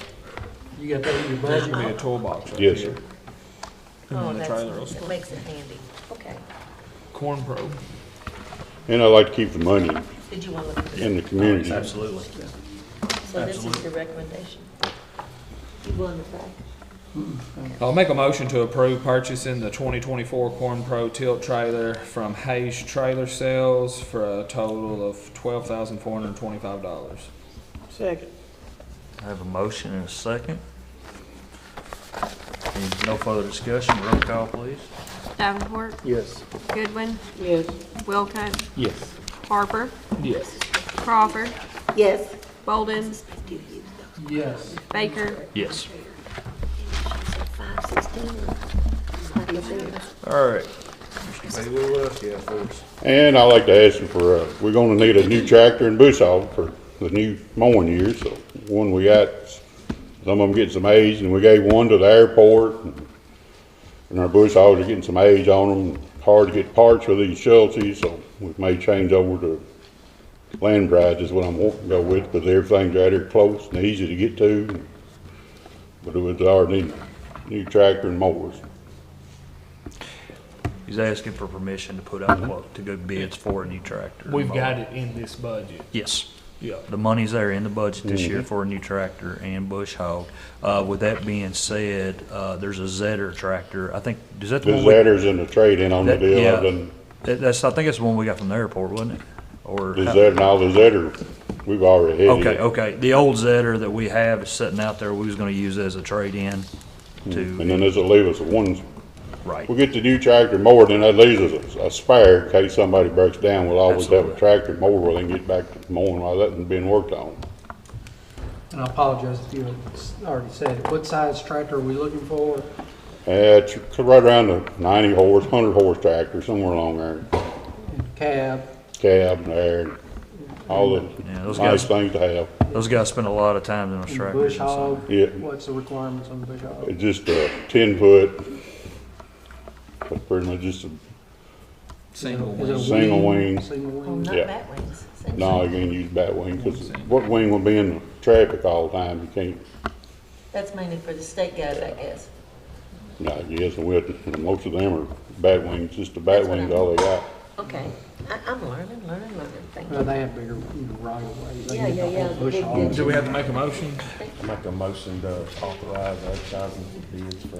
Well, we're not gonna advertise for bids. He's just getting out quote. I think it was just more of an information, just letting you know what he was doing. You will have to advertise that because of the crops. It'd be over 30,000. I thought we'd just take bids. Even if it's 40. I think it's 40 now. Oh, well. It's over 40. All right, well, You that's have fine. to That's run fine. ads. My apologies. So 40's the cutoff. So Chris, you 40 wanna is. make the motion now for advertise for. We receive quotes, but over 40. I second Chris's motion. All right, I have a motion and a second. Do I have any further discussion? Look on it, okay. If not, roll call. Davenport, Yes. Goodwin, Yes. Wilcutt, Yes. Harper, Yes. Crawford, Yes?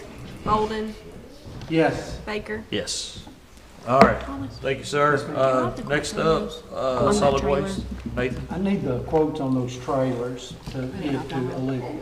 I didn't know if y'all had them at the table or not. She has to have all three. Come on up, Nathan. Good morning. Good morning. I had you a few sermons in there on your tablet, so we'll try to run through this as quick as I can. It's quite a bit. So I did have in there the litter pickups for January. Had 28 miles, 299 bags, and 10 tires. Appreciate the jail crew and their work out there. Getting quite a bit done on that and some community service as well. I also had the recycling report for January and early February. 27 bales of cardboard, quite a bit of metal and paper, and we have gotten that going a little bit more with the aluminum cans from a Darrellville school. They took, our group took them to Logan Aluminum to get those recycled, so that has gotten going. If y'all didn't have anything on that, I'll keep rolling here. So we did have some permits. There is a hauler that I put in this list. Their name is BG Dumpster out of Franklin. They haul to Apex. They're a dumpster company that hauls trash to Apex in Auburn. The insurance is good, and so I've presented them for approval for that hauler. Make a motion to approve BG Dumpster LLC's hauler permit application. Second. I have a motion and a second. Question on mine, it has a green line drawn through your recommendation. Is that just because somebody said, okay, yeah, we did that, or is that you retracting that? That's a highlight attempt. Oh, I was highlighting. The purpose of that was to highlight that so that would be highlighted. So sorry, it ended up being the opposite effect, but it was to try to Okay, I emphasize just wanted to that. make sure you didn't change your mind. No, not that time. All right, so I got a motion and a second. Any further discussion? If not, roll call. Davenport, Yes. Goodwin, Yes. Wilcutt, Yes. Harper, Yes. Crawford, Yes. Bolden, Yes. Baker. Yes. And then I had 4 recyclers that I wanted to present that had been inspected, had been out there to all these. Glistening Auto, which is out on Homer Road. Huff's Auto Sales near Auburn. It's off of 663 out there. Ernie's Lawnmower Repair off Morgantown Road. And Mike's Auto Parts off 68 West. I went out and they all were okay this time. And so I just presented those for approval as well. Motion to approve. Second. I got a motion and a second. Who seconded that? Chris. Let them hold up flags. Be quiet. No further discussion. Roll call, please. Davenport, Yes. Goodwin, Yes. Wilcutt, Yes. Harper, Yes. Crawford, Yes. Bolden, Yes. Baker. Yes. Continuing on the waste tire collection days. So I had in y'all's stuff there, every 3 years, the state holds tire events in every Kentucky county. They used to call them amnesties. And what they do is they pay for the disposal of almost all types of tires in unlimited quantities. And there's a contract that we need approval for Judge Baker to sign that stipulates all the details of that. So last event that we hosted in 2021, we took in approximately 48,000 tires, which is comparable with Davis County, if you're familiar, Owensboro. So we take in a lot of tires. It was it was tough, but we got through it and it was good. And so got that coming up again. We do have the agreement to get signed to hold the event May 2nd through the 4th, and so that's a Thursday, Friday, and Saturday. And on the Thursday and Friday, what I would like to do, if it's okay with y'all, is we host it from 8 to 3. That works pretty well with the schedule of the State Highway Garage. And then on Saturday, we would host it from 8 to noon. And as I just said, it's at the State Highway Garage at 1203 Nashville Road. And so we can take any types of tires just about. There are a few exceptions that we'll be sure to publicize, but we can take ag tires, semi-tires, tires on the rim. That's a big one. A lot of people ask me if I can take tires on the rim. We sure can. We can take all those and then some, and we can take them in unlimited quantities. And so the agreement basically that's there says the county will supply a site, advertising, and workers. And so I've talked with Jay Toomey already, and he's going to help us with that to get the help for that. And the advertising will have to come from the county, my budget, but the state will provide the tire contractor and all of the costs for disposal, and also some folks out there to help oversee it. So I just needed approval for the judge to sign. Did you say 2 tractor tires is the maximum they can bring in? Any amount. Any amount. This time you can bring any number of tires. That's why the 48,000. Tell him. Motion to approve. I'm just gonna say thank you for that. Jamie made the motion. Okay, I didn't hear. Somebody Jamie, told me it was we have only a second. 2, so Got a second. Sometimes it is, but the May state. 2nd through 4, yeah. If no further discussion, roll call, please. Davenport, Yes. Goodwin, Yes. Wilcutt, Yes. Harper, Yes. Crawford, Yes. Bolden, Yes. Baker. Yes. If y'all have any questions about that as it rolls along, be glad to work on those. But yeah, it should be a good event for everybody. I'll say it means we're on the subject. Anytime you're at some place that'll listen, it's crazy we do it this way when we've been in a cycle forever that environmental fees are already associated with every tire you buy, and it has been for over 10 years now. You shouldn't have to wait once every 3 or 4 years for an event to come around to dispose of your tires. There should be centers around the state that you can take them there 24/7. Since you're paying the fees when you buy them. Yeah, I mean, I could understand at the beginning where there wasn't any fees collected, and it takes 5 years, 10 years, 20 years to get caught up. But now that we're caught up, and every tire in America that I know of that is sold, there's an environmental fee, which is a disposal fee for that tire, and, it's just crazy that you have to wait 4 years. First of all, it's crazy. I don't know why people take their old tires home, but anyhow, I'm sure, they need to weigh down a tarp. Yeah, And sure they wish. are awful good for that, Yeah. and the farmers have lots of them, and I get it. And, why buy a concrete block when you have an old tire? I understand that.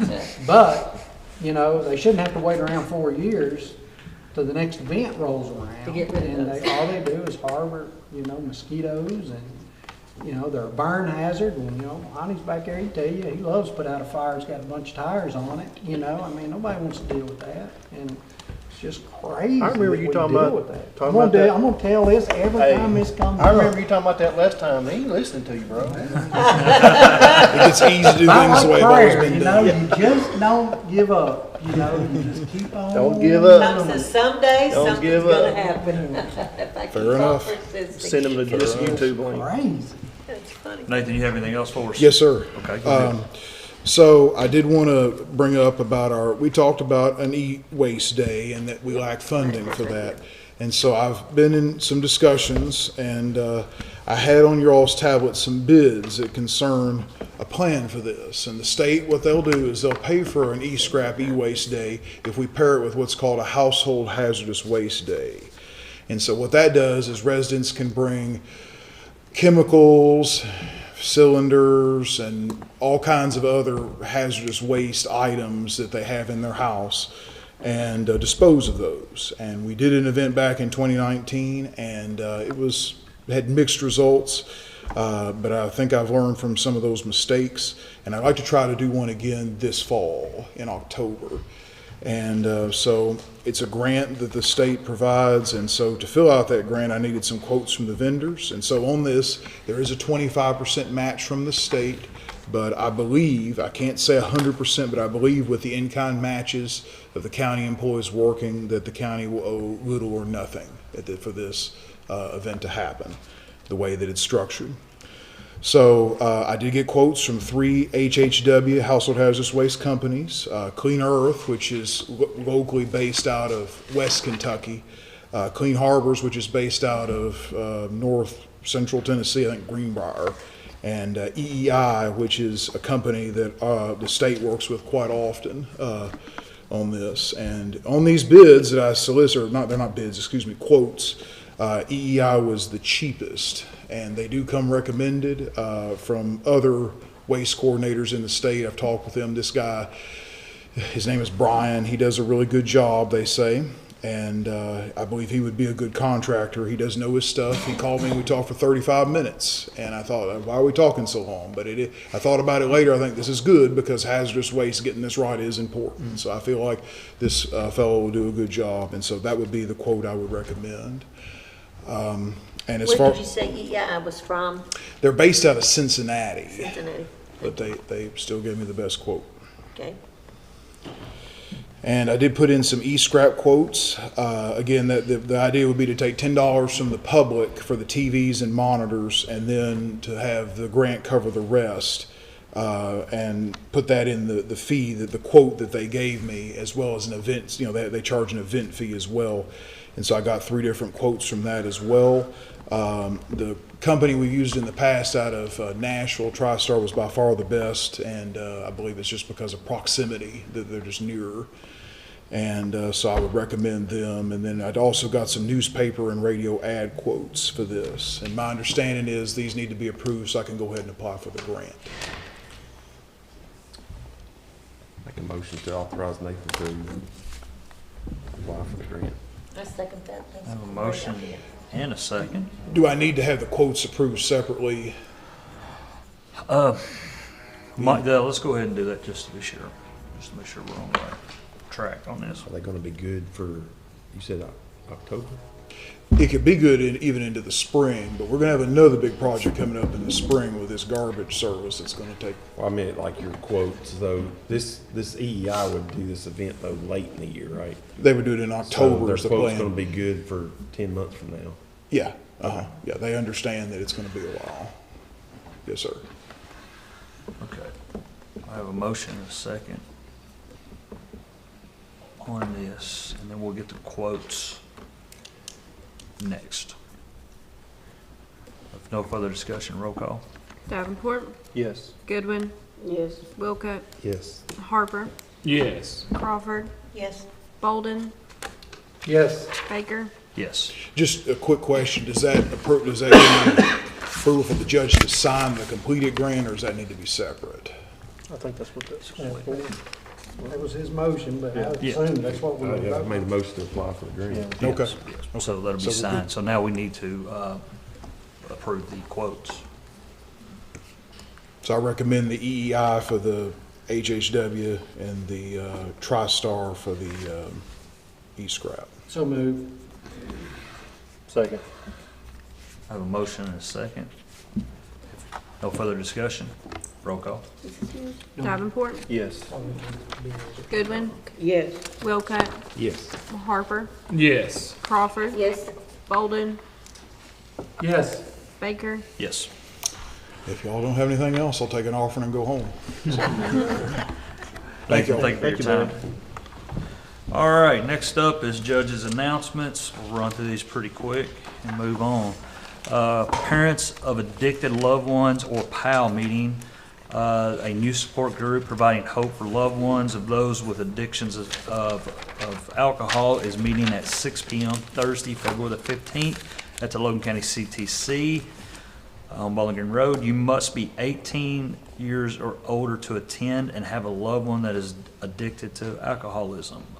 Youth baseball camp, a 3F youth baseball camp for ages 7 through 12 is being held from 9 a.m. to 1 p.m. Saturday, February the 17th at Logan County High School, the indoor facility. This is a station camp for all positions. Please bring a bat and a glove and catcher's equipment if you are wanting to work on your catching skills. Please wear tennis shoes. If you plan to coach Little League, attendance is required. For head coaches and assistant coach, okay.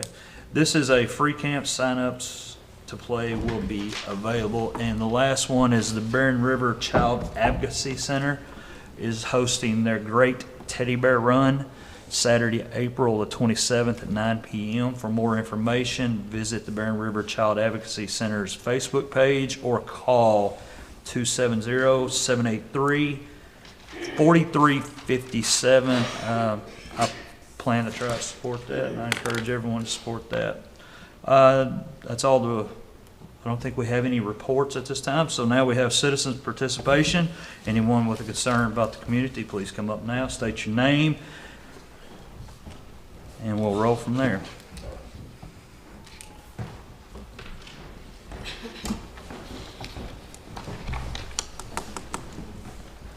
Hey y'all. Y'all know me. I'm Julie from the Humane Society. Just wanted to give you a quick update on what's happening out there from our perspective. We did, of course, receive the 30-day eviction notice and are complying with that.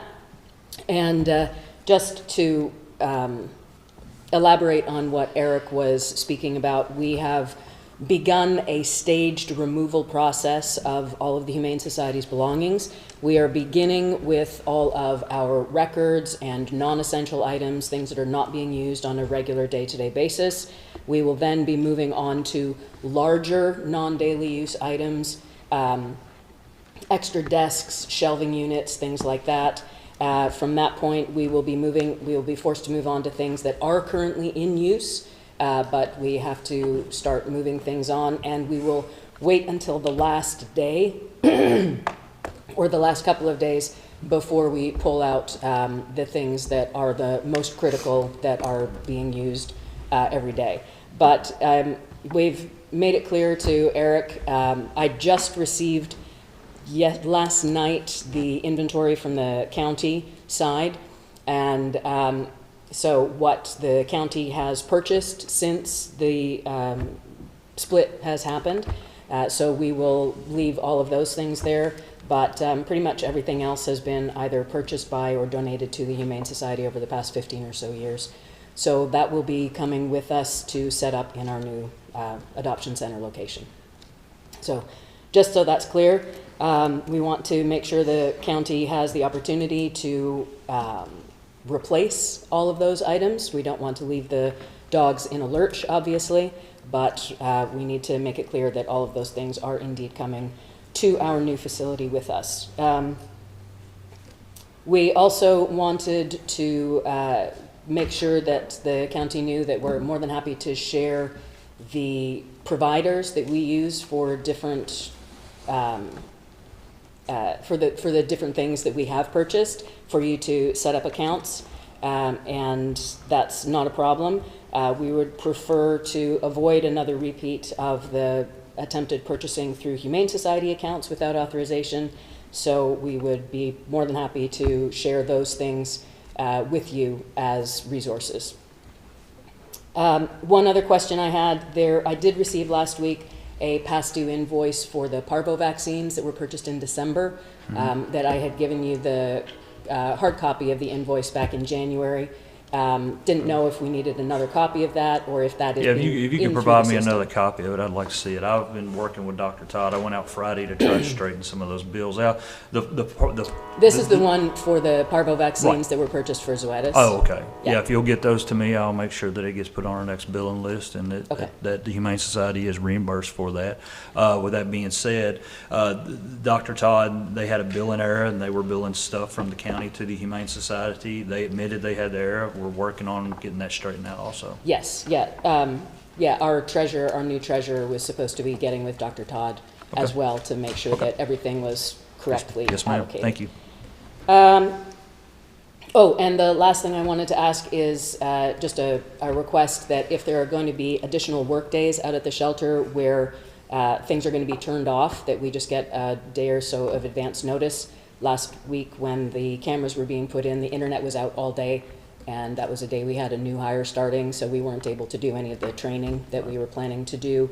So just a heads up when there's going to be work crews out there that are going to be causing outages would be appreciated.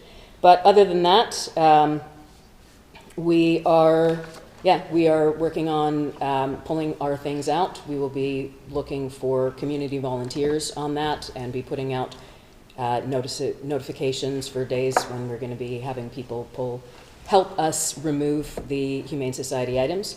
And so just wanted to give you an update on that. Thank you very much. Thank you. Do you have an update on your new site? We are looking at a couple of new ones. We don't have anything nailed down yet. But we have a couple of good prospects. So hopefully sometime this week we'll have better information on that. Okay. Thanks. Thank you. Is there anyone else?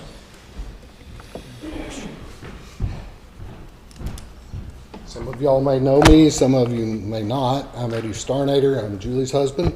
I'm here, though, not as representing anything from the Humane Society, but as a private concerned citizen. Ever since I got kind of brought into this deal, I've had a big concern about how things were happening at the animal shelter and that sort of thing, and I'm deeply concerned about animal welfare, transparency, and accountability. And I'm here because I had a whole lot of questions about the plan that Judge Baker has referred to on several different occasions. But I've gone through hours and hours and hours of these court meetings and have seen really very little discussion about this plan that's talked about. And I've seen a lot of contradictions between what has been discussed here and what I've actually seen manifest, because I've seen this from both sides of the issue. And I'm really, really happy today to have seen Eric come up and talk about stuff, because we've seen more of the plan, if you will, today than we have in the previous 8 months, and so last minute is better than not. That's good, but I would like to know when we're going to see the rest of this plan available for public discussion, and what's going to happen when. I still have a few questions, many of which have been answered, but it's like I want to know how the animal shelter is going to be funded through June. Where are the funds coming from? Because previously, money was not available, so to speak, and y'all were relying a lot on the Humane Society and their part of the budget to deal with that. But I think y'all need to discuss that, and so we as the public can be aware of actually what's going on. I'm really glad to see y'all taking action now. I think Eric's moving things in a very positive direction, which is really good of where things were 8 months ago when all this started out. But I don't know where money's coming from and where money's going to. There's just been, for example, the camera system that was just installed, and I've heard no discussion about bids or, anybody making a motion to purchase this or that. This is all just kind of happened.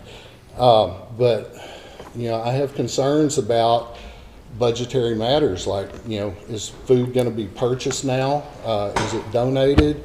There's, how much has the county spent on food since the breakup, for example? Where did it come from? How much was there? How much are you allocating between now and the end of June when the new fiscal year starts? What about vet care? The Logan Animal Care and Control has made the commitment on social media that every animal in that shelter will be spayed, neutered, and microchipped.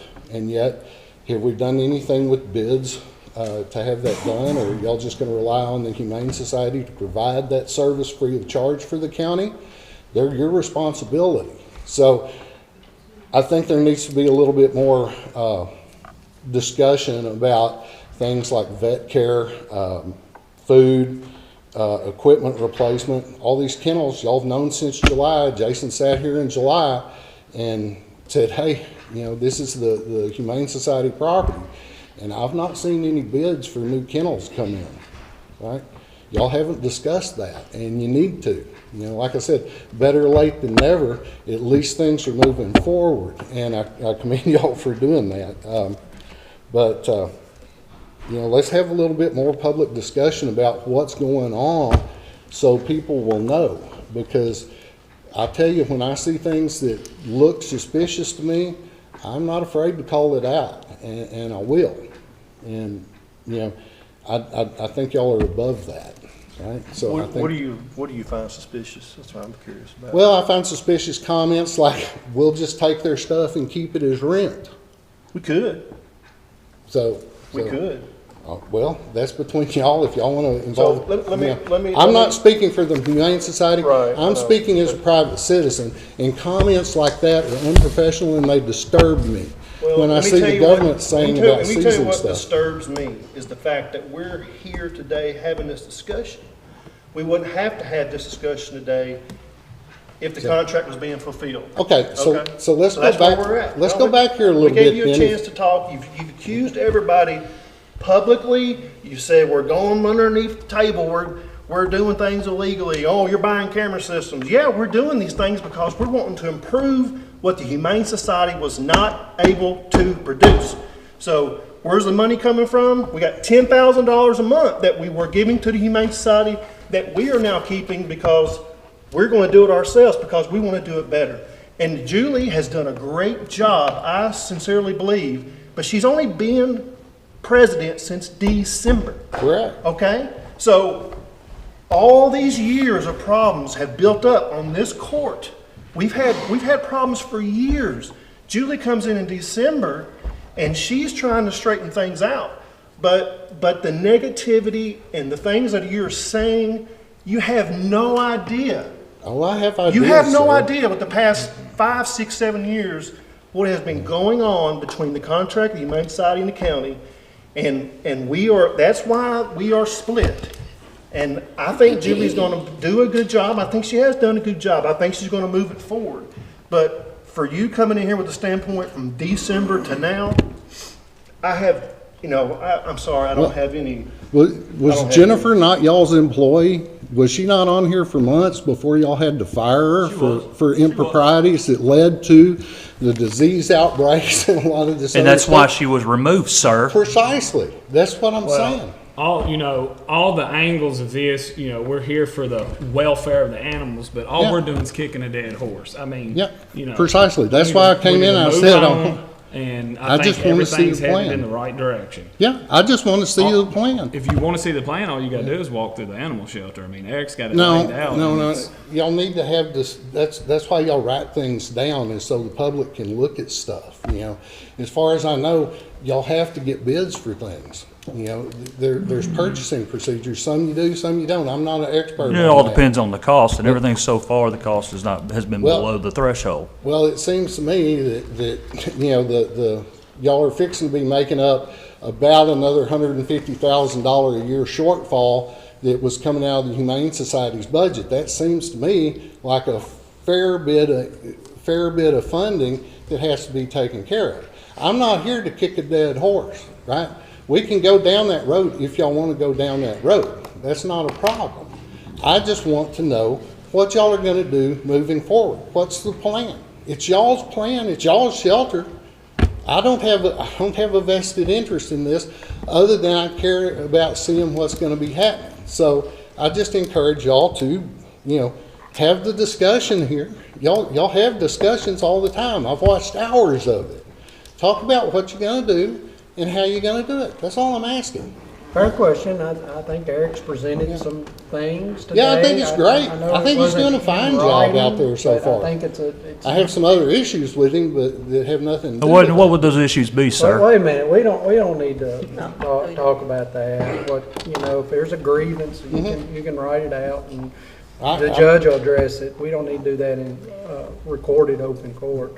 But anyhow, this is progressing. So, I think you're moving in a positive direction. That's what I just said. I think every month. It's better you'll late see- than never, but let's move forward with I think this, every right? month you'll see positive changes out there and more things that are more standardized, as you heard Jailer Toomey talk about his standard operating procedure that has to be voted on by court. I think given time, we need time, and over time you'll see that. So. Yeah, but clock's ticking. Would it be, I think, what you're saying, would it be in the best interest, in your view, for the public, for us to put down what we're doing, how we're doing it, when we're doing it? Absolutely. What new things are needed, what new things Sure. are procured, Fantastic. and just a public.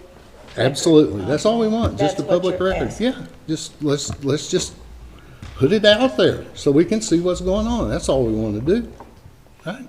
That's not hard. Thank you. It's not unreasonable. We'll gladly submit everything you want. I'll have it by the end of the Fan- month. And I fantastic. promise you, will be broad addressed here, not social media.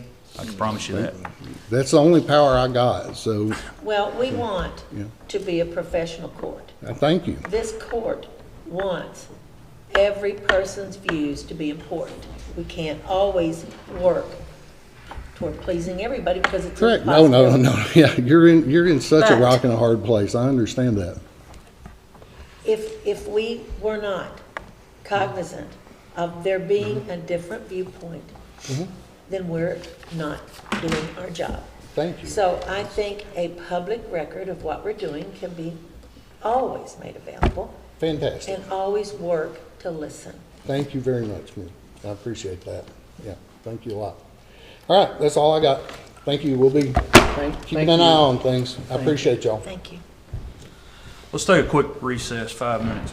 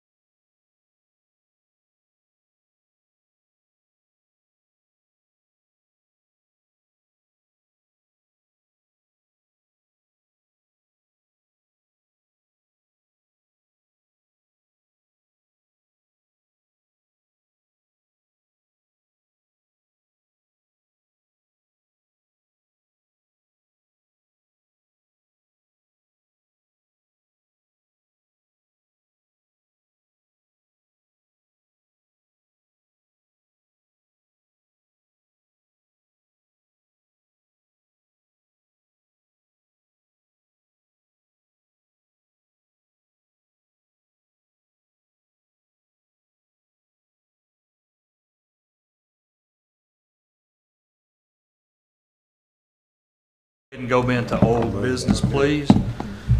First order of old business is discuss bids received on January 23rd, 2024 meeting for qualified energy service companies for an energy savings performance contract. We only received one bid, that's from ESG. They're here today.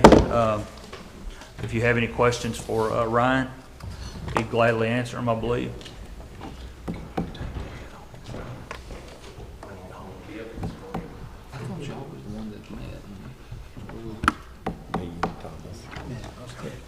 Did everyone have a chance to review those Yes. documents?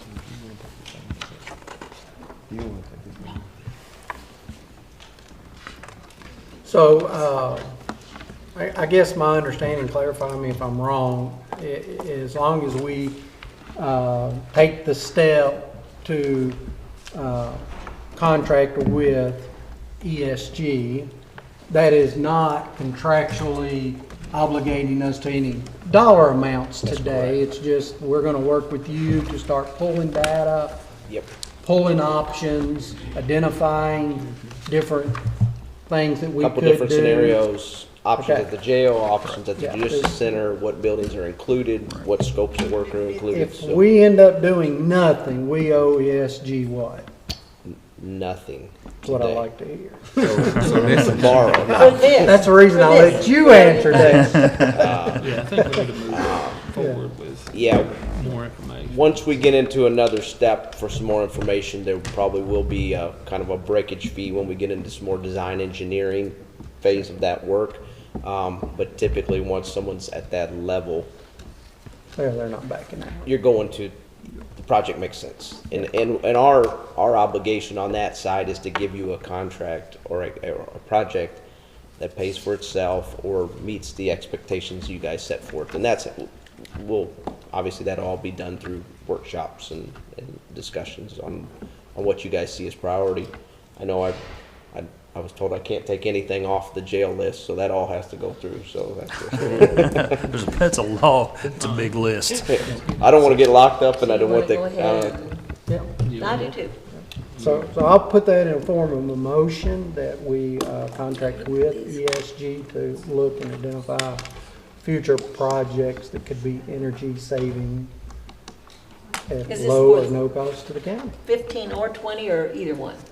We've not decided on that. Either yeah, one, just- that's okay. something we work through Right. the workshop. You know, again, some of these items have lower paybacks, like roofs, but are needed, and they carry operational savings, which is an option through KRS as well. Okay. So we'll show you those, and just I would keep all the options open at this point, and then kind of start narrowing it down from there. So And this is where I'm gonna pull the building committee together to meet with Ryan separately and go Oh. from there. Okay, I didn't know what you're talking about. Yes, Okay. ma'am. I second that motion. I have a motion and I have a second. Does anyone have any further discussion on this? No, well done. thank you very much. Do you? All right, roll call, please. Hope so. Davenport, Yes. Goodwin, Yes. Wilco, Yes. Harper, Yes. Crawford, Yes. Holden, Yes. Baker. Yes. That meeting, just get with you on the next building Yes. committee meeting. Yes, I'll make sure that they have your contacts and that we're good, okay? Thank you, guys. Appreciate Thank you, it. sir. Appreciate it, man. Have a great rest of the day. Next order up. Thank you. Next order up on old business is discuss budgeted funding for the Logan County Fair Board for the outdoor arena project. You gotta help her. Come on up here, Lonnie. I will tell you that Lonnie and I have talked more in the last 3 to 4 months about this project than I've ever wanted to talk to Lonnie ever. Lonnie, I do appreciate all your hard work. We've got some good stuff going out there, and I can't wait for the public to see how this is going to turn out. Amanda, please, as a Fair Board representative, will you please? So, several months back, the Fair Board applied for a grant through Carpenter Company for the bleachers that would be put at the outdoor arena. We did receive that grant in the amount of $104,000. So that was much needed funding that we did need. The thing, and then, of course, as you all know, we've also set money aside in the county's budget for for assistance with grants to, for the outdoor arena through the Fair Board. So the total cost of our bleacher project out there is going to be $300,000. Yes. Maybe That's just the document that I have. The document that I have shows that we will have, the bleacher project will be $300,000. And so we have secured $104,000 of that money. We have went ahead and paid that to the company for the bleachers. So what we're asking today is the money that the court has set aside for the outdoor arena, if we could use the remainder of that money to finish purchasing the bleachers. And this will go probably too, because we got concrete work's got to be included in on these bleachers. Correct. Are you asking for the full amount or Yes. $196,000? The full amount. $375. $375. Yeah. So has the contract been awarded on Yeah, the overall? PTL got the contract to do the outdoor project. Estes out of Clarksville, Tennessee is doing all the dirt work, and they have done quite a bit already. This bleacher company, they're out of North Klein, ain't they? Yeah. That we purchased the bleachers from. They come out of Texas from a speedway racetrack, and they have delivered just about all of them so far. So this $375,000 it's to the Fair Board. Well, yes. And it'll either be used either for the balance of the bleachers or to the PTO contract. Correct. And mainly they'll probably hopefully it'll go towards the bleachers and doing the concrete work for the bleachers, building the piers and everything. And To set the bleachers on. We've had this in our budget 2 or 3 budget cycles, I think. Yeah. It's been a long drawn out thing, it has. I know y'all worked hard trying to find these funds. I mean, We've run into some problem with architect work, which I ain't gonna say a whole lot about them, but. we made that commitment a long time ago, so we'll. Just breathe. I mean, I'll make a Yeah, I motion. just gotta breathe about that. Is that who our motion was to write To the check to to, the Fair was Board. the Fair Board? And is that who has the contract with the No, bleachers? Yes. Yes, the bleachers. I signed the contract with the And what bleachers. about the PTL contract? Who's that with? Extension Board Foundation. Okay, I think so- that's right. I guess just for us, we just Yeah. need to make sure, you know, of course, our motion was, I'm assuming, according to Tyler here, so if we're wrong, you blame him, that our motion was to fund the outdoor arena $375. I just don't know who we agreed to fund that to. Thought it was the Fair So- Board. I don't know, I don't It's have the the Fair minutes. Board. I pulled the Yeah. minutes and the budget notes. Okay, so, but It my is only too. question is to make sure that we're all doing everything right, is we're gonna write you a check for $375. You're gonna take whatever you need to pay the remaining balance for the bleachers. And then you're gonna do what with the balance? Transfer that money to the extension. Okay.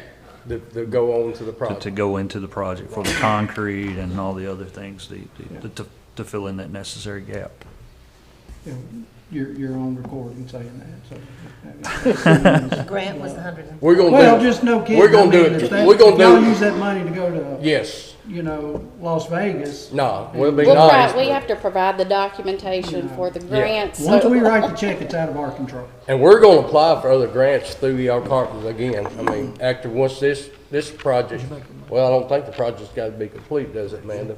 It's a time deal in there, ain't it? This we have to have Yeah. done by December. December of '24. And the project is supposed to be done by May the 1st. May 1st. We hope. Hopefully. Depends on weather. Yeah, I think I started to make the motion, I think, to pay the budget amount of $375,000 to the Logan County Fair Board for towards the purchase of the bleachers for the outdoor arena. Because we're looking like I think it's 1.5 million on the budget, on the project. Something in that. Second. That'll include the concrete. It'll help pay for the concrete. Okay. So the motion was that the 375 to the Fair Board to go towards the outdoor Purchase of arena the bleachers. project. Yeah, that's right. Okay.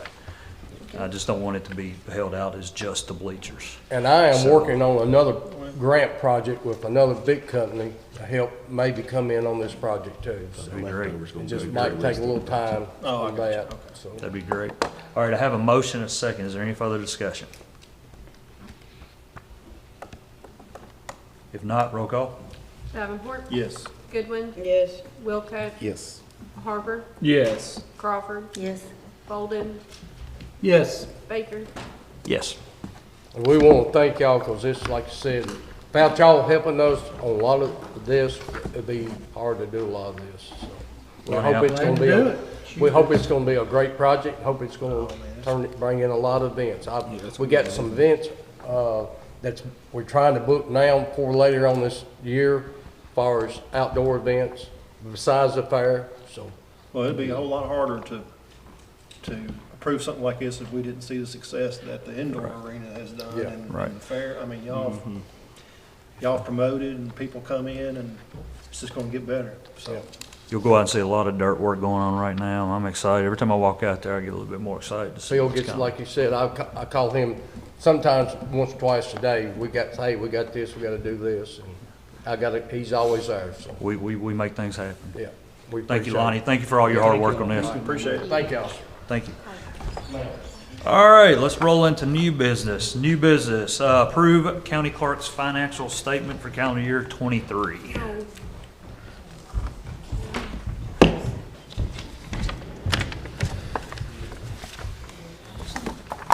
Is the first one my budget settlement, or I'm is the sorry. first one my settlement? Financial settlement, I'm sorry, I'm This skipped is over. what will go in the paper, and I don't know if it needs approval, but I'd like to have it before I put it in the paper. Motion to approve. Acknowledge. I have a motion and a second. Second. Now my second, I'm sorry, I thought Thomas was giving me a second when he said I that. was, I wouldn't approve it because you didn't put these numbers together. Okay. So you need to acknowledge it unless you just want to stand behind that. Well, I mean, it just says approve the county and on the agenda, so. That's okay.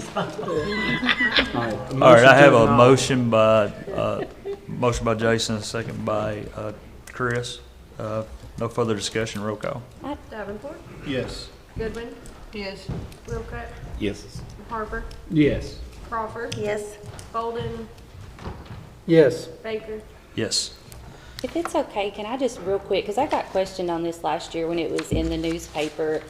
Our office, y'all know this, but others may not. Our office, every dime we take in, we have to send it back out. So we give it to the general fund if we have leftovers. So I got questioned last year, like we had messed up somewhere because it came down to the exact penny. It's supposed to. If it doesn't, we would be in trouble. So that's a good thing. Good. Okay. Number 2, approve the county clerk's final fee budget for calendar year 2023. Motion to acknowledge. Second. I have a motion and a second, no further discussion. Yes, you did. That was Is there any good further sounding discussion on yes this? there. That's good. Yeah, I believe this has to be It's approved. a DLG. This has to be approved, not Oh, acknowledged. motion to approve then. There we go. Strike that. Thank you, sorry about that. I have a motion and a second. Roll call, please. Davenport, Yes. Goodwin, Yes. Wilco, Yes. Harper, Yes. Crawford, Yes. Bolden, Yes. Baker. Yes. Open bids for the maintenance and. Thank you. Thank you, Stacy. Open bids for the maintenance and monitoring of emergency communication radio system. Maintenance and monitoring. We have one bid. This from Wilson Communication, who is holds the current contract.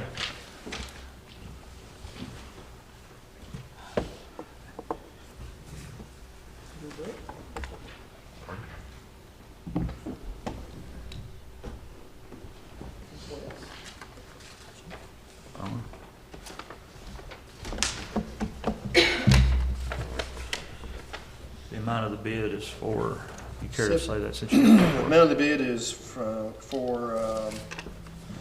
$73,000 per year, or $6,083.33 monthly. Also for 18% over cost of parts and shipping, This does not include climbing the tower because Derek's afraid of heights. And the response time is within 4 hours.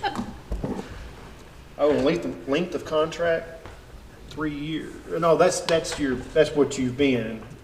Well, that's, You've been around for you've been in contract with us for 3 years. I mean, that was for to sign it for 3 years, or that can be changed. Oh, Except for discussion. shoot.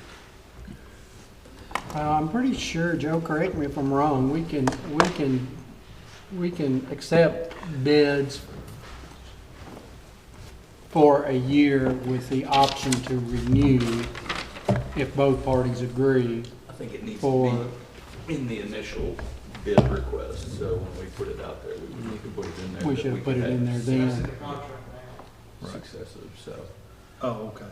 It's in the current contract, I guess, that we had those options to. Typically, I think you're supposed to put it out there as a part of the contract. I can double check that though, if that's Okay. something y'all Maybe. like to entertain. Definitely, it's a time and money saver if everybody's happy.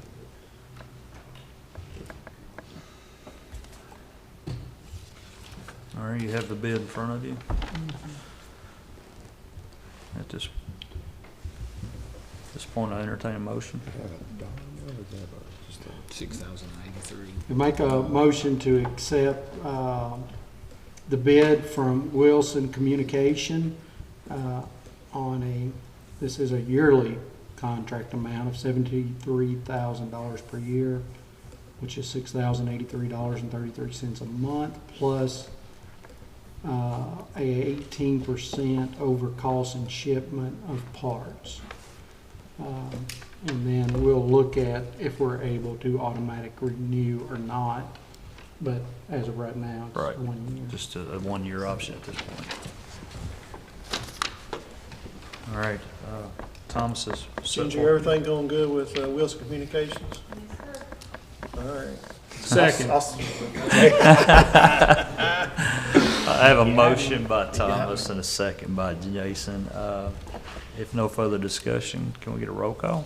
Davenport, Yes. Goodwin, Yes. Wilcutt, Yes. Harper, Yes. Crawford, Yes. Bolden, Yes. Baker. Yes. Number 4, approve the memorandum of agreement with the Commonwealth of Kentucky for the jail arraignment equipment grant phase 2 in the amount of $44,018.78. So moved. Second. I have a motion and a second. No further discussion, roll call. Davenport, Yes. Goodwin, Yes. Wilcutt, Yes. Harper, Yes. Crawford, Yes. Bolden, Yes. Baker. Yes. Number 5, approve the tax collector bonds for Sue Carroll Marshall and Carla Hughes in the amount of $250,000 for terms beginning February the 14th of 2024, expiring January the 3rd of 2027. So moved. Second. I have a motion and a second. No further discussion. Roll call. Was there, was there amount for this bond? So what happened on Yeah. this bond is, through the audit process, years ago, Keiko said that we could do a blanket bond, and that would cover, Sue Carroll, Carla, and everyone. And we didn't actually have to have a separate bond. Right. That was many years ago. Now, the auditors, as well as our current bond company, is saying that we need to do a separate bond for Sue Carroll and Carla. So that's why we're bringing that up. And the amount Correct. that we were looking at that they might have in hand the most that they might have in hand at a time would be $250,000. And that's over a 3-year term, it looks like. No, the contract's just, the bond is just for 3 years. Oh, excuse me, yeah, 3 Right. years. So So the- it's not a year, that amount. No, we don't owe, that's not the cost. That's your That's just the, limit of liability. that's your insurance I policy. think Thomas is looking for a cost of the bond, I think. There we Okay, go. so I misunderstood That's his first question. And that would be on Hang on a second. Give me just a second. I want to vote on that. We don't know what it's costing. If it's $150,000, I'm gonna have to vote no. No, I agree. Carla's They should be the same, and it's $1,800. Well, it's $1,849.71, and then Sue Carroll's is the same amount. And that was for the term. We're paying them for the rest of the term. For 3 years? The 3 That's years. $1,800 for the 3-year term. A little over $600 a year per person. So we still have the blanket bond? That is what we had in place, and the blanket bond does cover other job descriptions, like our administrative assistant, and our fiscal court clerk, and our finance officer. But my question is, are we keeping that blanket bond? Yes, we will have that bond in place for those employees. Okay, so if you have that blanket bond in place that previously covered these two employees, and now you put out a new bond, and they're specifically calling out these two employees, are these two employees also still on the blanket bond? I would think no, I'm not, because I'm bonded separately. Yeah, I know you're separate, and So the it's sheriff's gonna be, separate. yeah, and- it'll be just like me. These two employees would be just like my bond. How much is the blanket bond? I'm not sure, I don't handle our bonds for amounts, I'm not sure.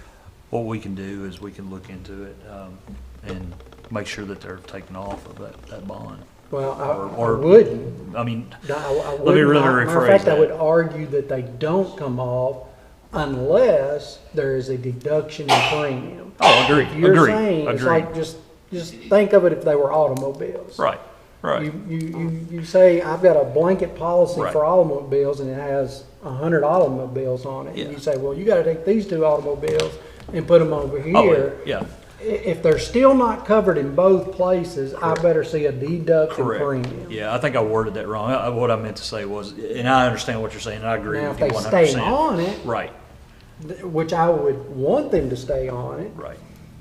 but they might also argue that, no, you have a separate bond. Correct. But I don't know what they're covering unless I look at it and read it. But yeah, maybe spend a little time and let's answer that. I mean, but if you're gonna take coverage away from me and I'm taking a liability away from you, you would hope to see a deduction in premium. You're no longer covering these two people on bond A. You've moved them over here, and now we're paying $3,600 for these. Karen may know the answer to those questions already, because she's the one that's been having the conversation. So I can definitely give you clarification from her on that. And honestly, that wasn't even a question that came up when Karen and I were talking about it. For the 3 years for the two people. Yeah, so it's costing us $1,200 a year for the two people. Okay, that's But- fine, okay. But you know, the interesting question will be, are they still covered over here? Yeah. If the answer is a hard no, then you should say, okay, what's my new price then? Okay. For the blanket bond? Yeah. Right. Yep. Because I just removed $500,000 worth of liability off of that blanket bond, right? And I'm not sure that that's, well, we'll just have to look at it. I'll get Karen to look at it and report back to you on some guys. of these emails with Andrew Morris, who we talked to at the state level for bonds, and she said in this, well, she asked, is the occupational tax director considered a tax collector? Because the employee dishonesty coverage of $150,000 excludes treasurers, tax collectors, and those required by KRS. Karen sent her, like Sue Carroll and Carla's job descriptions, like, are we considering this tax collector? And yes, that's why we come up with these bonds. Because it says one or more fraudulent or dishonest acts committed by an employee who is not a treasurer or tax collector will be covered by the employee dishonesty bond. I'll get Karen to look into it and make sure everybody's well aware of what's going on with it. All right, did we? We had a motion. The answer to that is no. Yeah. What? So I just asked Karen, it says, will Sue Carroll and Carla still be covered on the blanket bond in addition to these bonds? And she says no. And then we should be asking for And she's still texting, so she may answer. a new premium price. I'd also argue that Sue Carroll is not a tax collector because it's not a tax. Counties are not allowed by KRS statute to impose a tax. So how do you collect something that's not a tax? right? Yep, good. Not collecting occupational tax? It's occupational fee. You're So not it's allowed, by considered fees Constitution, counties are not allowed to tax. That's, yeah. You can't say, hey, I want to put on a restaurant tax today. I want to impose a 1% city tax or county tax. You can't do that. Only the state legislature can do it. All right, Do we have a motion in a second? thought we did. I had a motion. Did I get a motion? But I think it's more so about their handling fees though, right? They're handling money. It said So we're it's about- covered if she's not a tax collector already. If she is a treasurer or a tax collector, then you are not covered. And so they're labeling Sue Carroll a tax collector. I know we're working on semantics, Yeah. but, you know, Yeah. I always just hate somebody saying, you know, it's another thing from the state. You gotta have it, and we're not gonna offer you Is that the the audit, funding. with the auditors, something the pay for it. auditors threw out on us that we needed? The auditors questioned it, and that's when Karen reached out to Keiko and said, you know, this is what we were told in the past, does this still hold true? At which Keiko was like, no, after reviewing their job descriptions, technically they should have a separate bond. So. And you can't ask lawyers stuff like that. You know what kind of answer you're gonna get. You just, you need to ask, you need to ask people like Jason and me who have to hustle there. Ain't that right, Jason? That's right. We have to get in there and call ourselves toilet blow cleaners sometimes, you know, to get the insurance where we need it. Now, I understand if we need the coverage, but if we're not covered over here and we move two people off that policy over to this policy, I would assume you would need to ask for a reevaluation of premium. So she said, I asked her if there would be a reduction in premium on a blanket bond since they will no longer be covered. She said, no reduction. We don't pay for blanket bond individually. It's just something included in our policy with Keiko. So we could This add, is straight from Keiko Bond Specialist, so not a lawyer. we could add 15 more people. They asked the lawyer that. But they didn't answer it. They sent it to Rick. I will just say, if they ask Rich, always go with what Rich says. Oh, yeah. Not just like our office. So, All right. are you happy or not happy? No, I'm not happy. I was gonna say- I hate seeing insurance companies getting our money, you know, but you gotta have it. We're insurance poor. I understand. With that being said, I think we pretty much answered everything for you there. So if that being said, I had a motion and a second. I need a roll call for that. Davenport? Yes. Goodwin? No. Yes. I was Wilco? gonna say, I'm real curious. Harper? Yes. Crawford? Yes. Bolden? Yes. Baker? Yes. Hurt. Hurdy. It hurt, man. $3,600 is $3,600. We could use that at the animal shelter. Number 6, approve the annual contribution of $1,500 to United Way of Southern Kentucky. Motion to approve. Second. I have a motion and a second. Any further discussion? If not, roll call. Davenport? Yes. Goodwin? Yes. Wilco? Yes. Harper? Yes. Crawford? Yes. Bolden? Yes. Baker? Yes. Number 7, approve to delete inventory number 02287, a Caterpillar 120M motor grader from the road department inventory due to the trade-in of equipment being completed. Motion to approve. Second. Motion is second. Any other discussion? If not, roll call. Davenport? Yes. Goodwin? Yes. Wilco? Yep. Harper? Yes. Crawford? Yes. Bolden? Yes. Baker? Yes. Number 8, approve the transfer of inventory number 63950-6, a 7-drawer filing cabinet from the Logan County Archives inventory to the Logan County IT inventory. There you go, Scott. Motion to approve. Second. I have a motion, I have a motion and a second. If no further discussion, roll call. Davenport? Yes. Goodwin? Yes. Wilco? Yes. Harper? Yes. Crawford? Yes. Bolden? Yes. Baker? Yes. Number 9, approve the transfer of 2 filing cabinets and 1 metal office desk from the Logan County Archives inventory to the Logan County Animal Shelter inventory. So moved. Second. Have a motion and a second. If no further discussion, roll call. Davenport, Yes. Goodwin, Yes. Wilcox, Yes. Harper, Yes. Crawford, Yes. Bolden, Yes. Baker, Yes. Number 10, approve to surplus and delete various office equipment from the Logan County Archives inventory and take the listed office equipment to the Cumberland scrap for disposal. So moved. Second. A motion is second. No further discussion. Roll call.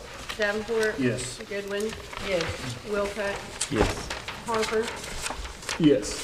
Crawford, Yes. Bolden, Yes. Baker, Yes. At this point, we're going to hold a public road hearing for the purpose of adding 750 foot of woody trail lane to the county road system. Is there anyone here to represent? If not, Jason, show me where we're adding Woody right here. Trail.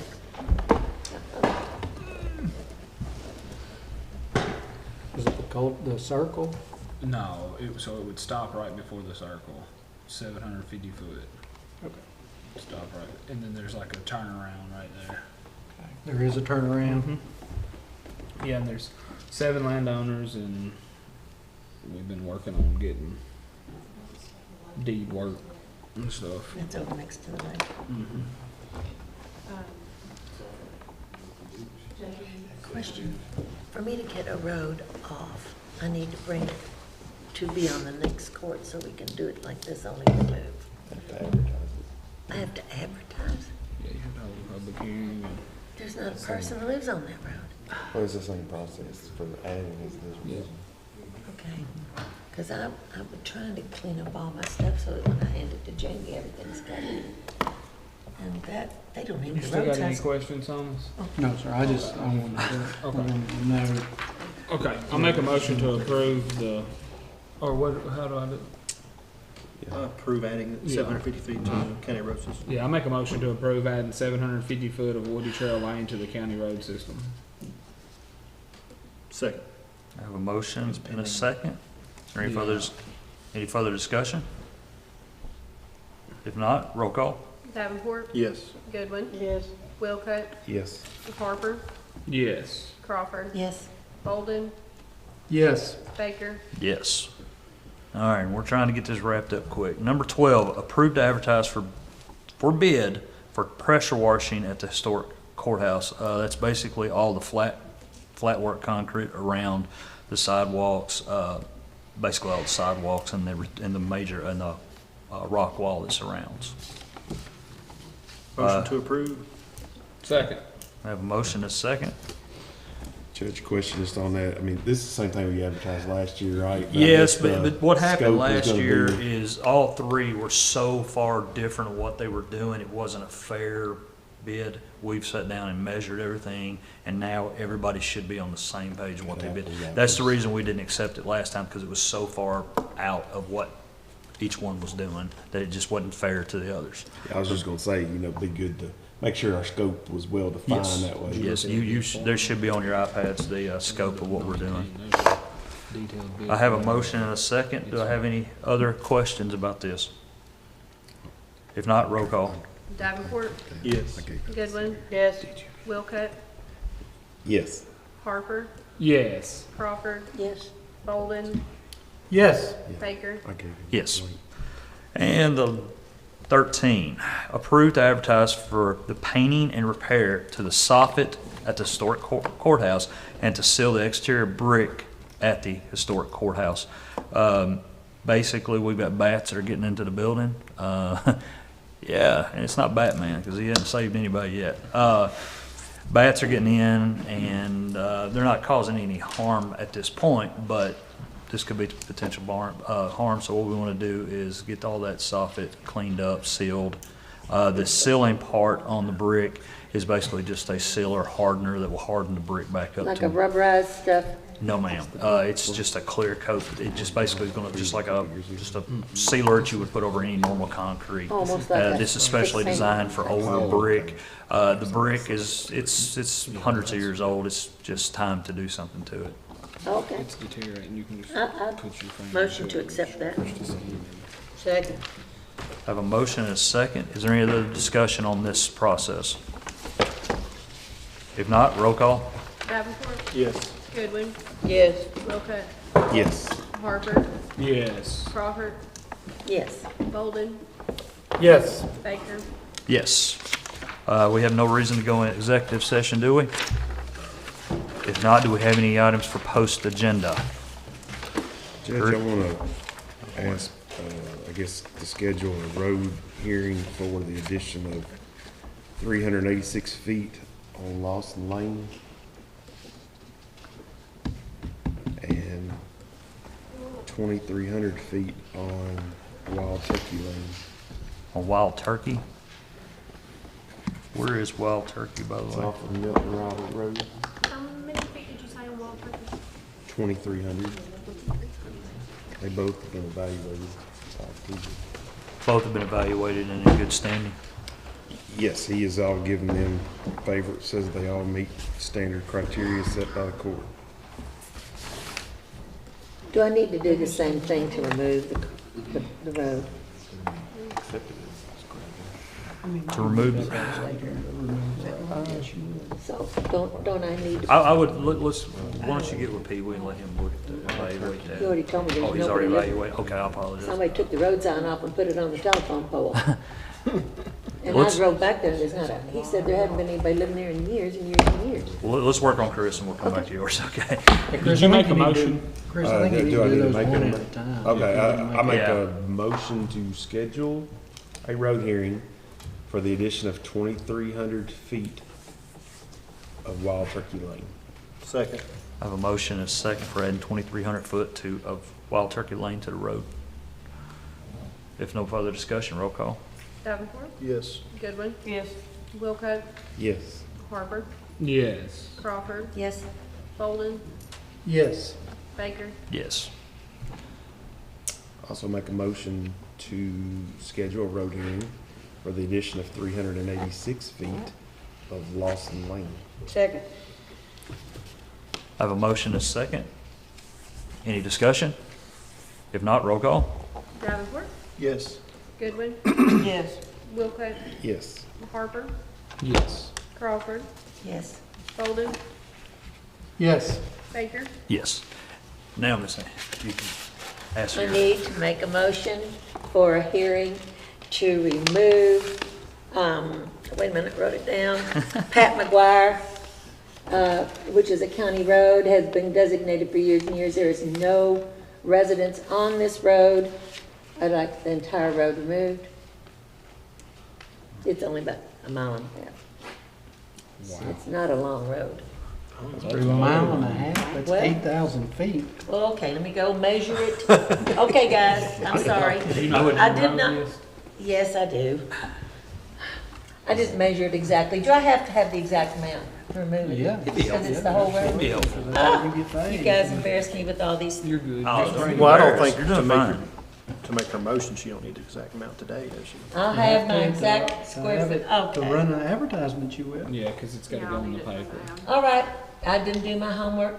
I'm sorry. Is that something Guilty Olivia as can just get charged. and add to her motion, or no? Because Pee Wee just told me today Right. that it's not something he has to do. He says, as long as it's on the road system, I'm going to take care of it. When I asked him about it this morning, he said, you have. Well, the only problem with that is we don't know how much of the county actually said of that road we It's not maintain. gonna harm anything to wait 2 weeks, so it's no harm, no foul. I mean, Yeah. he just won't do anything to it in 2 weeks, and then you do it then. So.